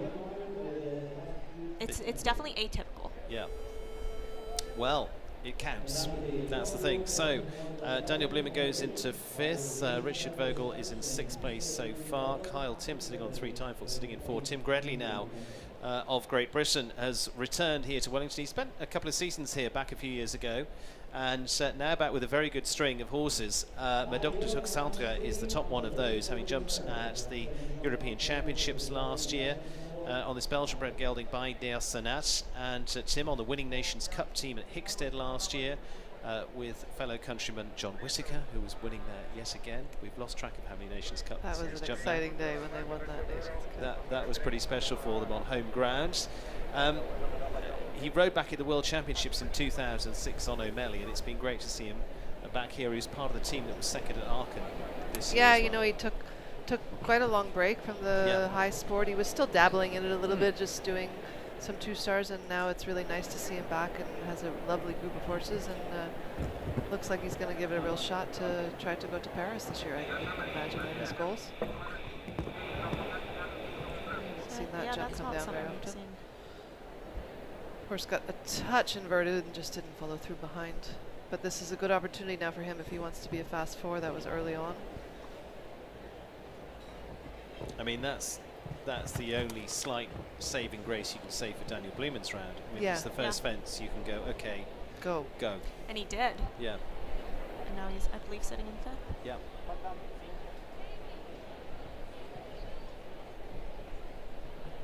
As you say, for Tim, this is good experience here back with these horses to get them into the big rings, into this atmosphere, to think about big championships. They did Europeans last year. To get back into it, and nice round. Yeah, on the 471, 7th place. 37 goes into 7th place there for Tim Gredley and Medoc de Tuxantra. Overall, Eve, really nicely put together. Very nice round. I think he did pick up the pace a little bit after that rail. It's not one we've seen fall much. And yeah, I think the horse is in good form. He's riding well. And it's been interesting to see Tim over the last 12 months, or having seen him a lot in his early career, to again become comfortable back in really that big nice championship level again. Yeah. Like this, it's like riding a bike, isn't that what they say? Something Never like forget that. how. You've taken some breaks and come back, Yeah, right? yeah. I was going to say, I'm looking across the room. You're back into it now, and you're doing it like you haven't been away. Yes. Definitely weird muscles that you use, but other than that, it's a little. Your eye still works the same, right? Yeah. One who has one of the best eyes in the business is Laura Kraut, and Bisquetta, a little bit, not quite as they'd want to hit the wall maybe, but they're caught out early on. Talk to me a little bit about this pair, Laura. Yeah, so she's had this horse for, I believe, a couple years. It won a Grand Prix in Chantilly last summer in France, 4-star. Laura is just coming back from a injury that was quite painful. She bruised her ribs a few weeks ago in the Grand Prix here. So I'm not sure she's 100% healed, but you wouldn't be able to know from watching her ride. But I think she has really high hopes for this horse, and it's jumping beautifully. It was double clear in the WEF on Thursday. I don't know if it's first 5-star. I believe it's its first 5-star here under lights, and is handling it lovely. It's a small blood horse, like she and I both like, and you.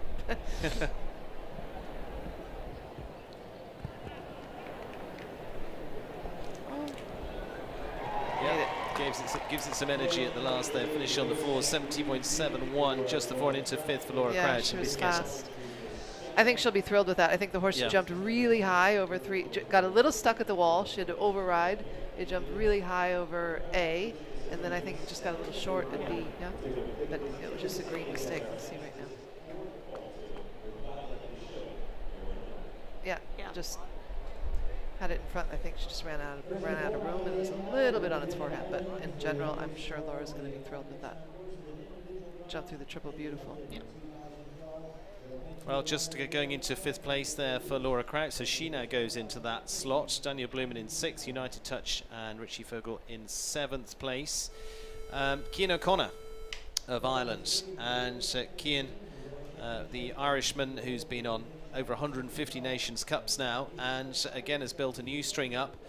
This one is owned by Pat Crean. It's Maurice. Is now the 12-year-old for Cian. Finished top 5 in the NetJets Grand Prix a couple of weeks ago in the 4-star there. Former rider Omar Karievli of Turkey, and actually he finished top 5 with this horse in the Madrid Grand Prix. So they've got mileage from that point of view. But again, Lauren, they've been building up. He came down to Mexico as well, jumped in Monterrey and a few shows there to just get some numbers on the board. Yeah, Cian is an unbelievable producer of horses, and has an amazing string of horses right now and students, and he manages them very well. And I think he jumped Kilkenny in the WEF on Thursday.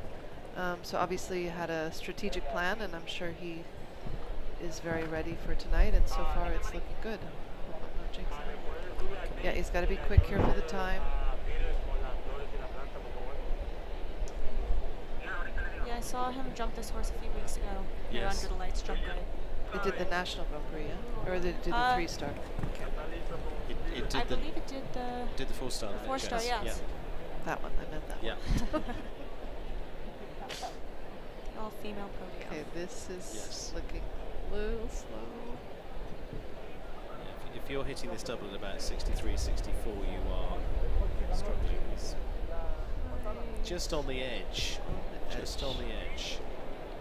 I think he's going to be okay. He's going to be okay, yeah. Good for him. Yeah, he's going to be okay. Lovely round. 72.05, time allowed of 73, and adds to the clears there for Cian O'Connor and Maurice.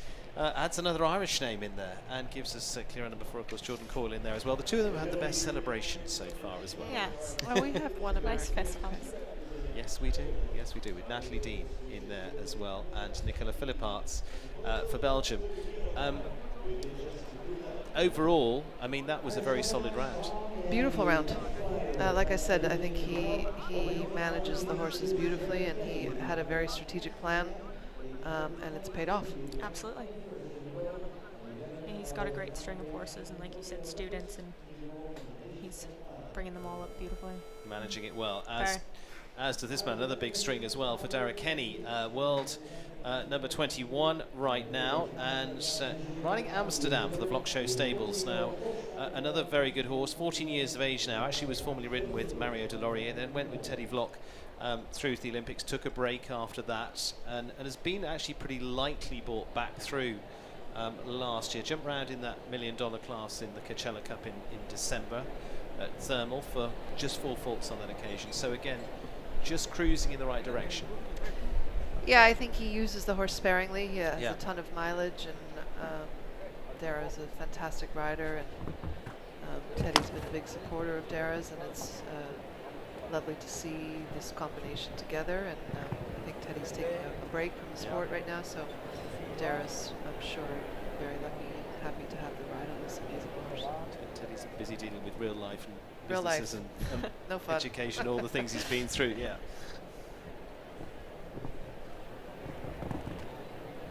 He stayed in as an owner superbly, nicely through that triple combination. Lost his stirrup on the. That's got unusual for Dara. Very. I think he's fine at the time.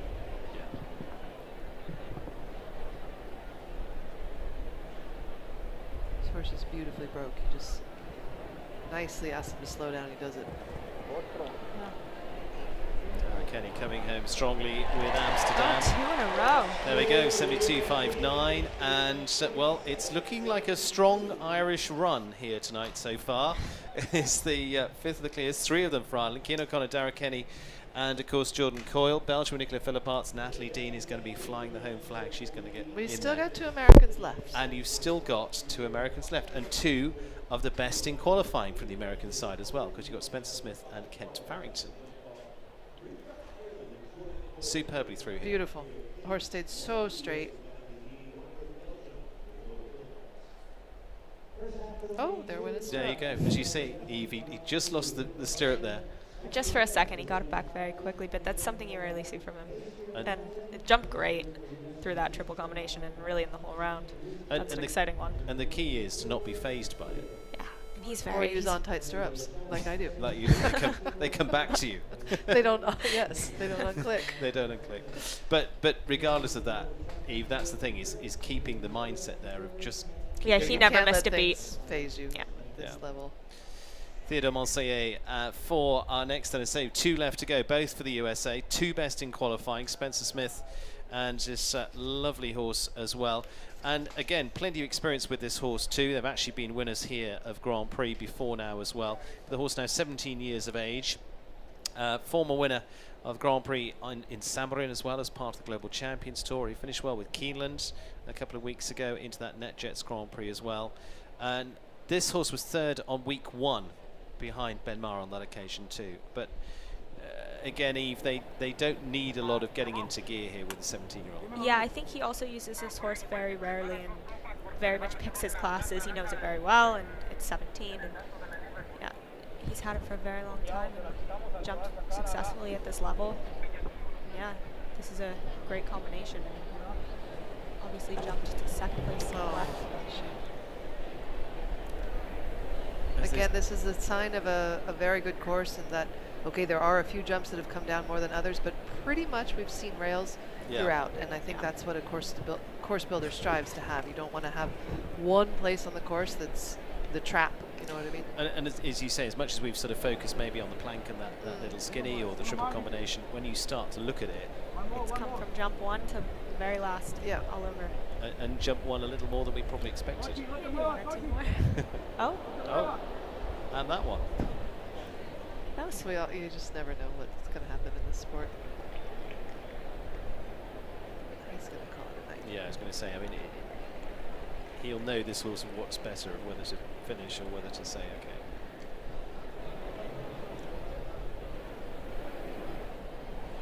Might well just be taking another fence elsewhere. We'll see where he does. He's just going to come back to that first fence. Yes, he is, and going to retire. Well, that's a shame. Spencer Smith and Theodore Monseillet not part of the equation. Lauren, it just didn't quite happen in the end. Welcome to the sport of show jumping. Yeah, I'm sure he didn't think that that would happen, and you know, we all talked about their experience, but horses can have bad days as well. On to our final one to go, and all eyes on this one for the world number 4, Kent Farrington and Greya. The now 10-year-old mare by Calestus, again going back to the Beerbaum lineup there. Now he won the qualifier with Tulane and went like lightning to do that. Some great shots of him flat out racing down the ring, which he'd love to do with that horse, and actually won superbly with Geneva with that. Now Greya a little bit different again, headed over to Europe there to perform well. Again, just coming into the age of 10 years of age now, so did superbly as a 9-year-old. Won the National Grand Prix here last year, and again part of the progression with this horse that finished well in the top 3 of the World Cup qualifier in Toronto. Yeah, I mean, my hat's off to Kent for, he's got 3 amazing horses that I think he's brought on from a young age. I think they're all 10 now, right? Yeah. These 3 Grand Prix horses. Yeah, landed across the good road. on him he knew early on his older string was coming to an end, and these really step up to the plate, and they look, all 3 of them look amazing. And he knows what kind of horse he likes, and he pretty much can stamp them all, don't you think? Absolutely. He's done a great job with these.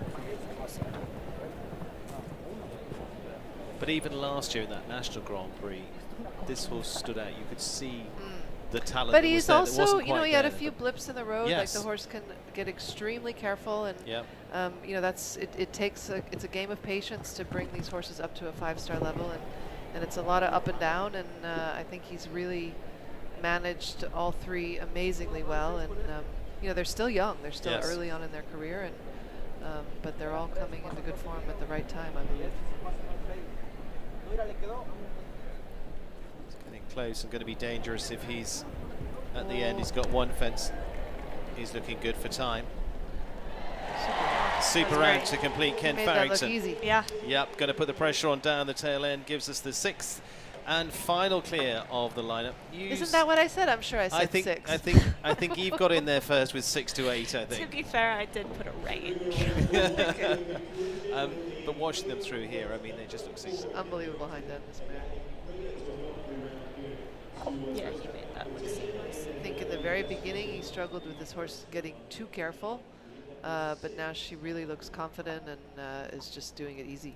Yeah. So the clears, 6 of those. Kent Farrington's going to be last to go, which is a big danger to many. Can he do the double this week of winning the Adequan WEF Challenge Cup, the Grand Prix qualifier, and the Grand Prix as well? 2 different horses, of course. That was with Tulane earlier on this week too. But Greya certainly looking like no grey areas left there. They are pinpoint, absolutely spot on as the course designing team set up for the jump off. And so those jump off qualifiers, Jordan Coyle, Natalie Dean, Nicola Philipparts, Cian O'Connor, Dara Kenny, and finally it is Kent Farrington. We've got 2 for the USA, 3 for Ireland, and 1 for Belgium to come into the mix of this Fidelity Investments Grand Prix here tonight. We're going to be back after a very short breather. Join us in a couple of minutes' time as they set up the arena.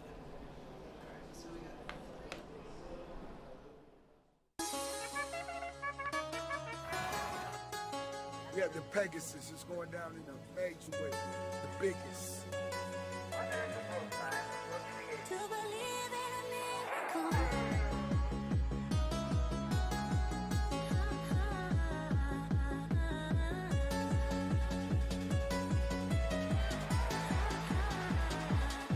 When you hold me, there's a place I go. It's a different high. Oh no. When you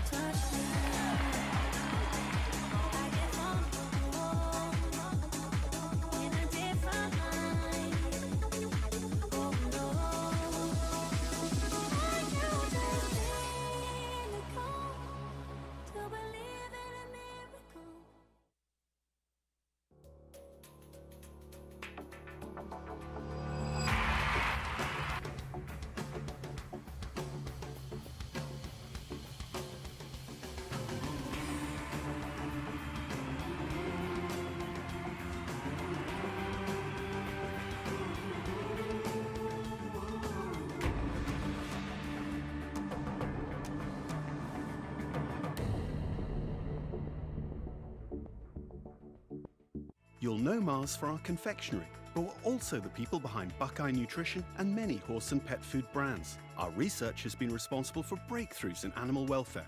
In fact, Mars has been part of the equestrian community for almost 90 years. We sponsor events like Kentucky and badminton, work with riders like Andrew Hoy, Lauren Nicholson, Ben Mayer. We even named one of our most famous brands after a horse. Mars Equestrian, building a better world for horses, pets, and people.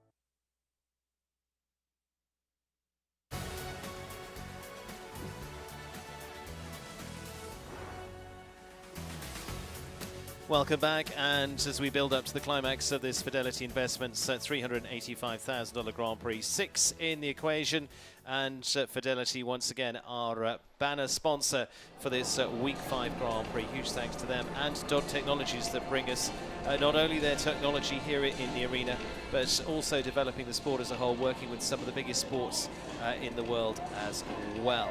So thanks to both of those. We're just moments away from heading into the final jump off, where 6 go for the big run here, and we'll be back in just a minute.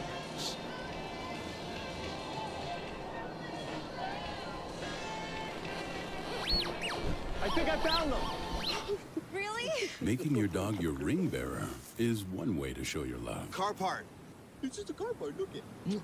But delicious Caesar canine cuisine is a better way.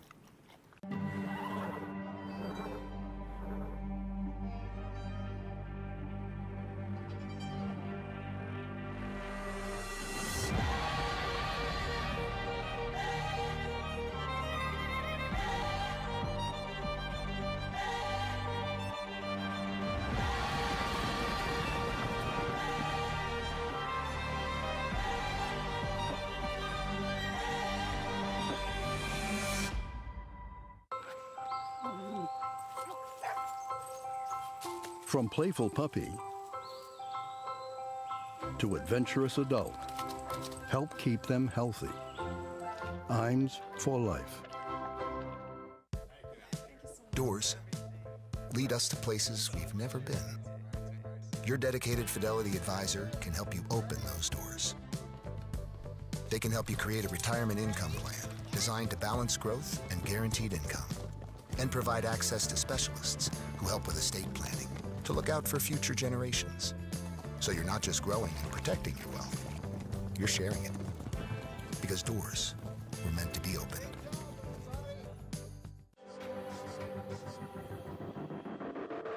With NetJets, travel will always be personal. We do everything it takes to make every flight exceptional. Every single detail of your experience is personalized, just for you. As our standard is not just to meet our definition of perfection, it's to exceed yours.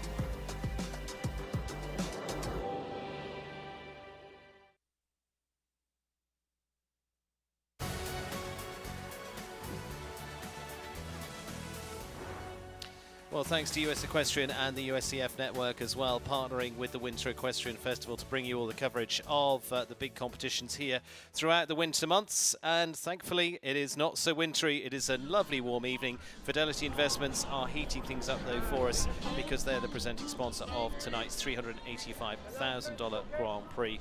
And like I say, you can head to their website, fidelity.com/wealth, to find out much more too. And with a wealth of information is Danny Woolman down into the warm-up area as well. She's been chatting to all the riders.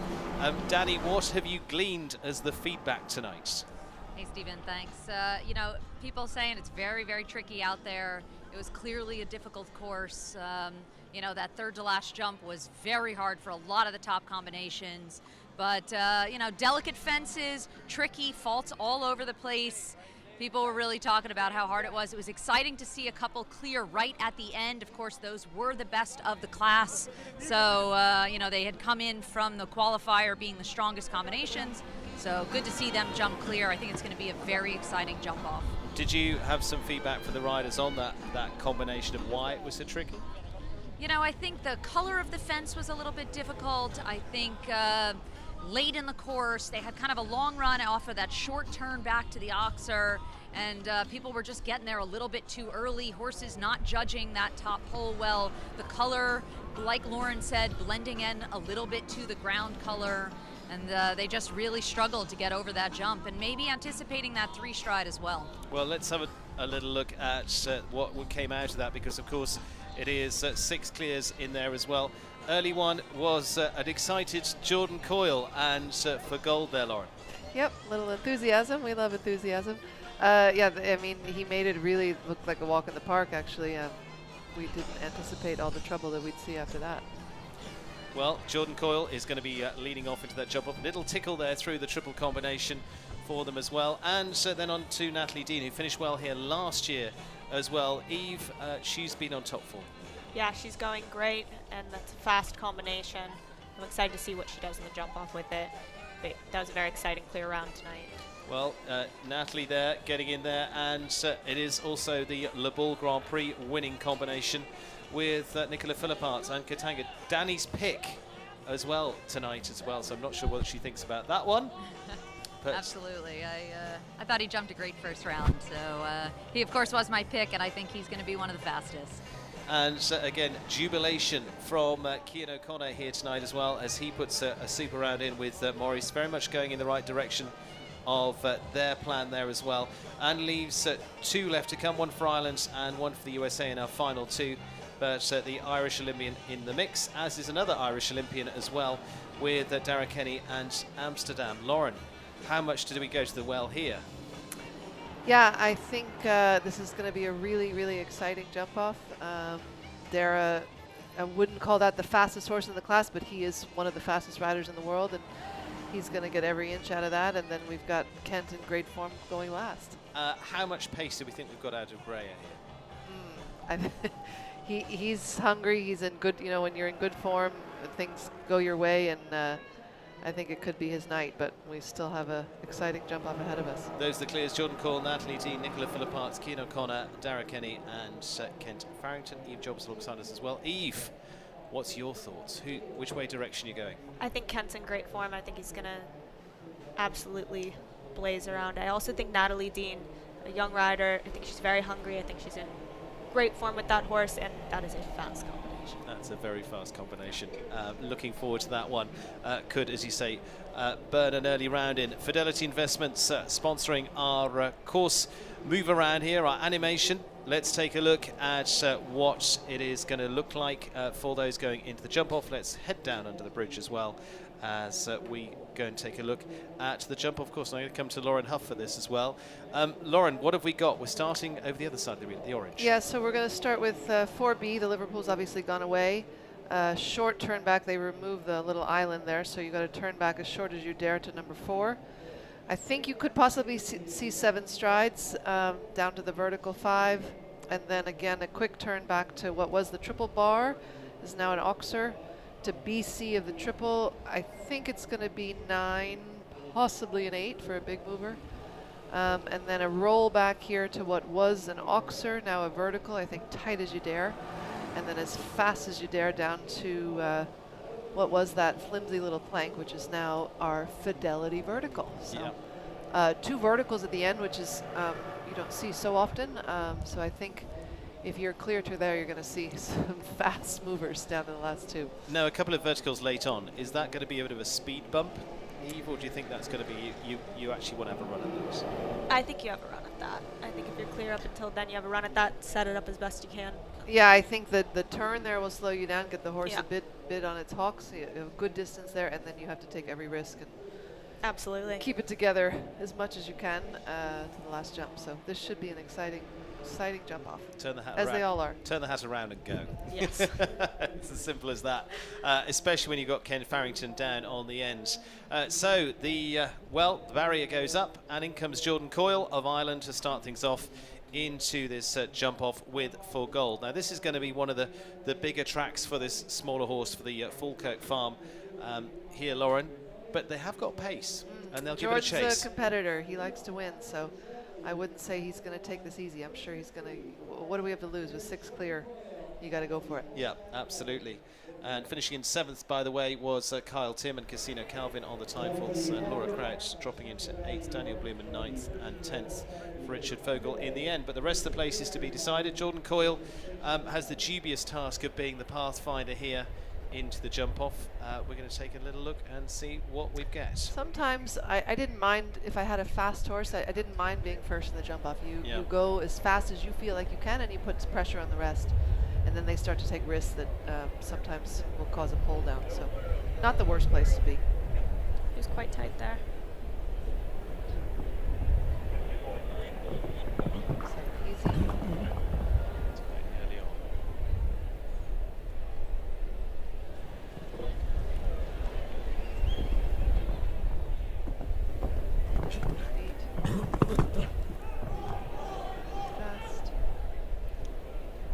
Away well, turn back here. Takes the little on the angle. Now he's running. Now they're flat out to the last. He's just got to take a little pull there, and 10 strides to the last. So okay. Double clear, good round, very good round. Not sure if that's going to be first place, but I know he's thrilled. We could tell he's thrilled. Absolutely. I was just saying that is one of the biggest things that they've jumped so far. So he's going to be very happy with that. Yeah, 100%. I think there's a few places maybe we might see someone turn a little bit tighter. Yeah. But that and what a the fantastic horse round for that maybe horse. doesn't move across the ground as quick as some of these other ones, but he, I think, rode a fantastic round for, I don't think they know each other so well, so yeah, super. Yeah. I mean, again, wherever he finishes up, he should be thrilled. A little bit of an exploratory mission. Exploratory mission there of going, what have I got? You know, they've chased around 3 stars, they've chased onto a few more 5 stars, 4 stars rather, now onto a 5-star. Natalie Dean finishing well here last year for Natalie for the young US now for rider. her, I think she needs to not get too excited because this is such a fast horse.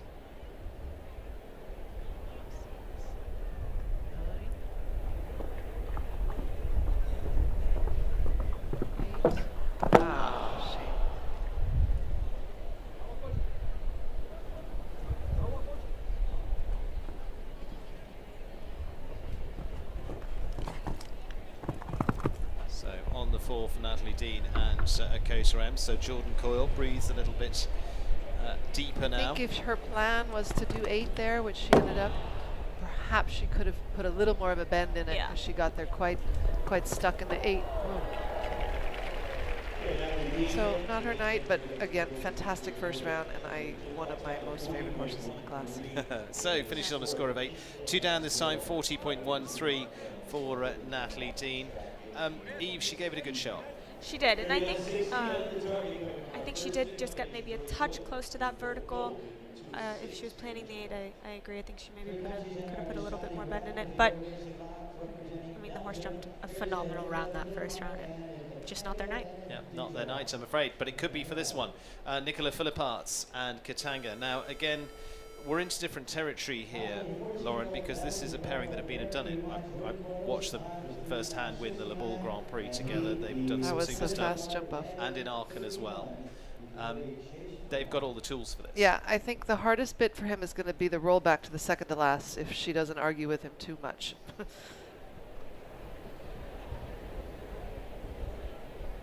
So time to beat, 39.69.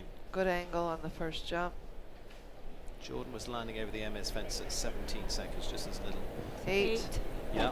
Oh. She just kicked out there. Yeah, it just got a little bit dead. The distance was fine, but it just didn't have enough impulsion to get to the back bar there. So Jordan's got to be happy so far.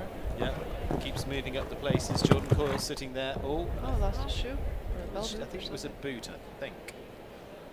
Yeah, so now he's just going to slow down, not take every risk now. Just bringing them home on a 4. But just again, as you say, not chase the last, but just a nice. That's a nice moving rhythm. They got a big year ahead of them. So. Just on the 4, goes into second place so far on exactly 40 seconds for Nicola Philipparts and Katanga. again, he was easing back there and was still close on the time. Yeah, I mean the time is, you can beat the time. I don't think there's a question on that, but it's, you got to leave the jumps up too. Eve? Yeah, absolutely. I think you're right. He got a little bit dead there, and then just wanted to finish up nice.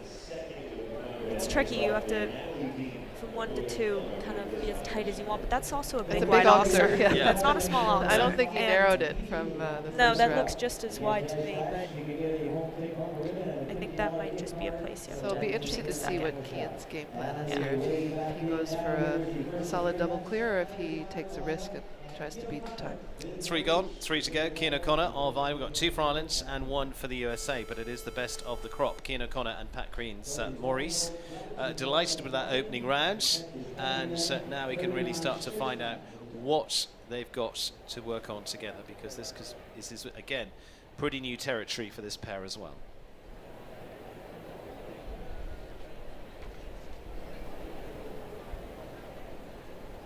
Tidy Good start. shot in the 8.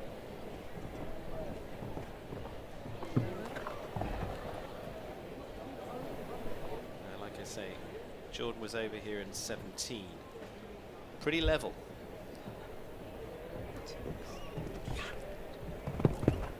He's got to go. A little steadier into there.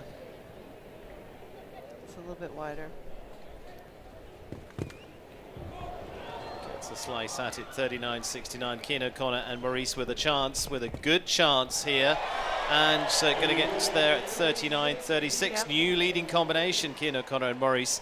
Little bit deceptive there, Lauren, from that point of He view. was clever, you know, he knows the horse. It's a big strided horse. Maybe not the quickest across the ground. I still think the time is beatable, but he played his cards just right. He took risk without taking too much risk, I think, for as much as he knows the horse, and you know, that's probably going to be a top 3 finish. Absolutely. Yeah. Eve, agree? Yeah, I think he kept moving the whole way. Maybe It he was is a a top little 3 bit finish. wider, but he was always keeping the horse moving forward and using that big stride to his advantage. That was a super round. I know what you meant. You meant it's going to be third, whatever happens, but Right. it might not be first, but it might be Right. third. Exactly. Ken Farrington, though, is going to be coming down the tail end. We've got Dara Kenny before that of Ireland and the Vlok Show Stables Amsterdam 27. How much is he going to play against that? He's going, I can tell. Dara Kenny then with Amsterdam to take a run here. That's 7. one less.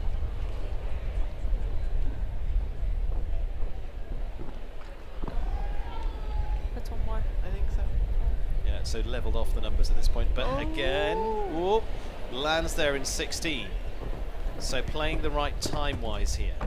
He's going to Now be. he's really got to take a shot here, which he will. You said Cian made maybe certainly was wider there than Dara That coming was into this tight. one. Got a good shot at it on the angle, 39-36. Looking good for Dara Kenny, and is going to stride out at 38-66 for Dara and Amsterdam. Eve just maybe squeezed a few little lines He there just tighter. shaved it a little bit. The 1 to 2 was tighter. He did do one more there, but then he was neat. And He rode it off his feel, and Yeah. you know, the horse is obviously a horse with a ton of experience, and the rider. And again, I wouldn't call this the fastest horse in the class, but he left strides out, and the horse doesn't spend a lot of time in the air. So. no, that was well ridden. And whatever happens, he's sitting second at worst. Yeah. Cian O'Connor into second, but 1 to come. And he gives a little look up, focusing, thinking. Ken Farrington, the world number 4, with Greya. By Colestus as the last out. Now, okay, all eyes are on him. What he can't do here is make a mistake. He's probably got the pace, but can't afford a mistake. For sure, he's going to have the time. So we'll see. He's got to. Kent knows what he's doing. Yes. I don't. I mean, we it's don't as need to simple as tell him that. what to do. No, exactly. I mean, he's got. I love the expression on this mare's face. Now the ears go back. She's like, okay, it's time to go fast. Okay, Ken Farrington looking to do the double then. Having won the Adequate WEF Challenge Cup earlier on this week, could be a big week. Same numbers. One more to the second jump, but this is just a fast horse. Yeah, foot speeds. Yeah, I mean, landing there in 15. It's gone. Like we said, he'd get time, but I mean, he was That 2 was a seconds up at shame. that point. That was unlucky, actually. Didn't deserve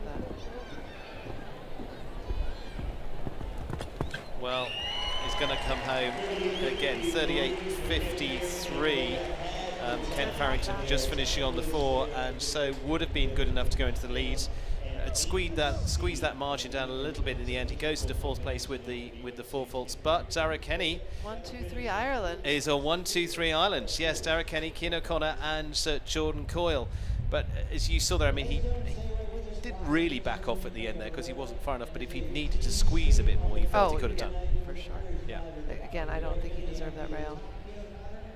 I thought he set up the double well. Well, very good win for Dara Kenny, and for Amsterdam 27. We'll give you the full rundown of that after a very short break. Back in a minute.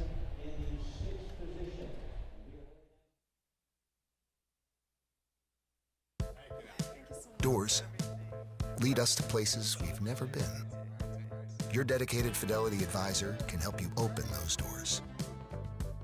They can help you create a retirement income plan designed to balance growth and guaranteed income, and provide access to specialists who help with estate planning to look out for future generations.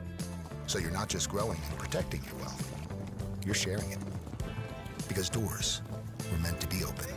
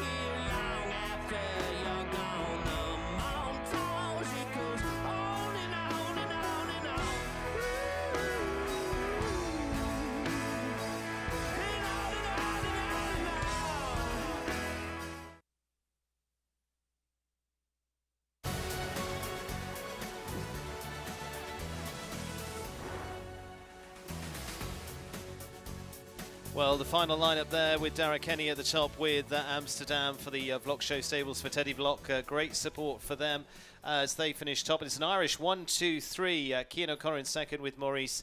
Third, Jordan Coyle, and for gold, Ken Farrington had all the credentials there. Greer really coming through, but just drops a rail there to finish in 4th. Nicola Philipparts Katanga in 5th.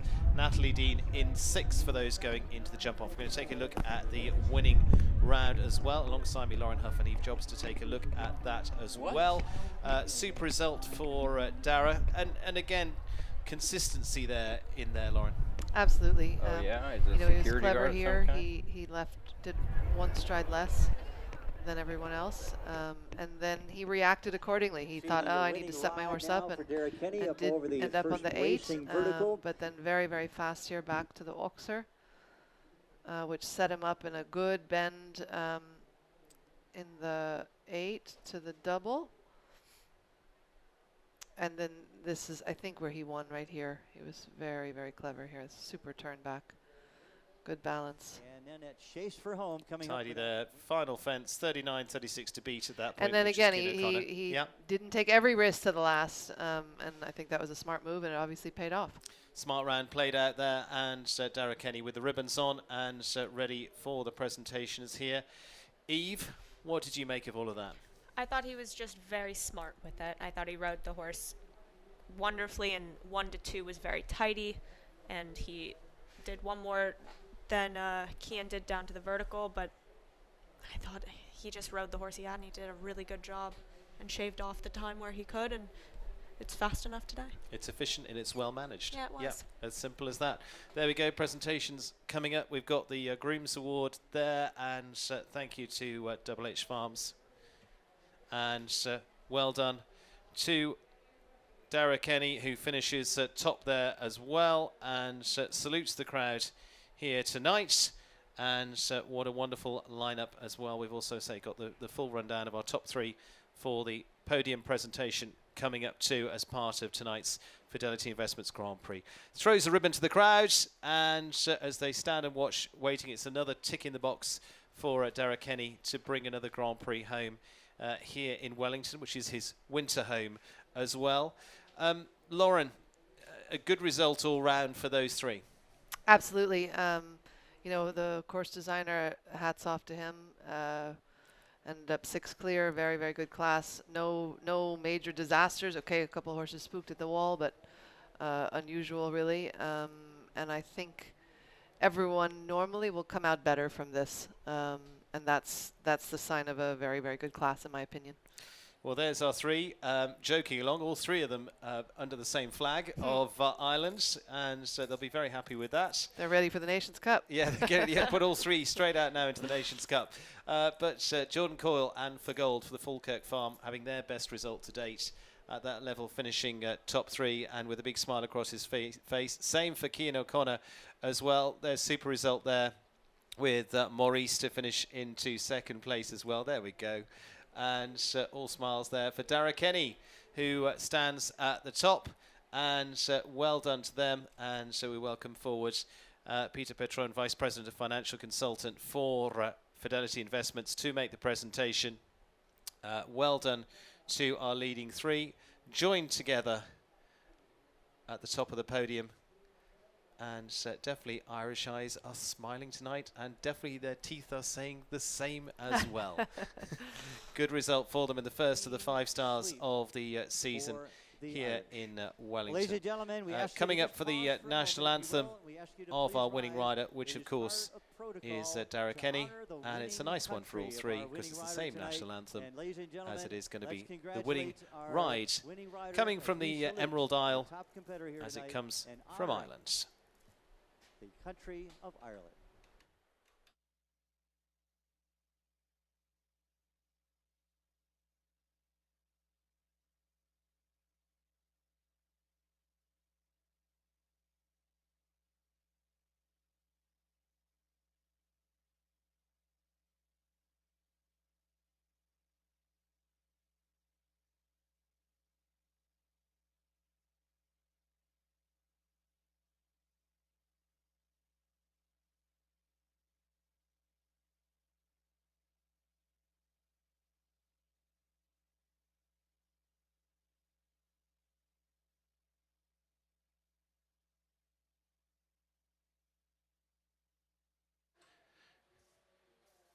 Champagne celebration for all 3. Very well done. Congratulations to them. And there'll also be congratulations to the leading international rider Jordan, as well.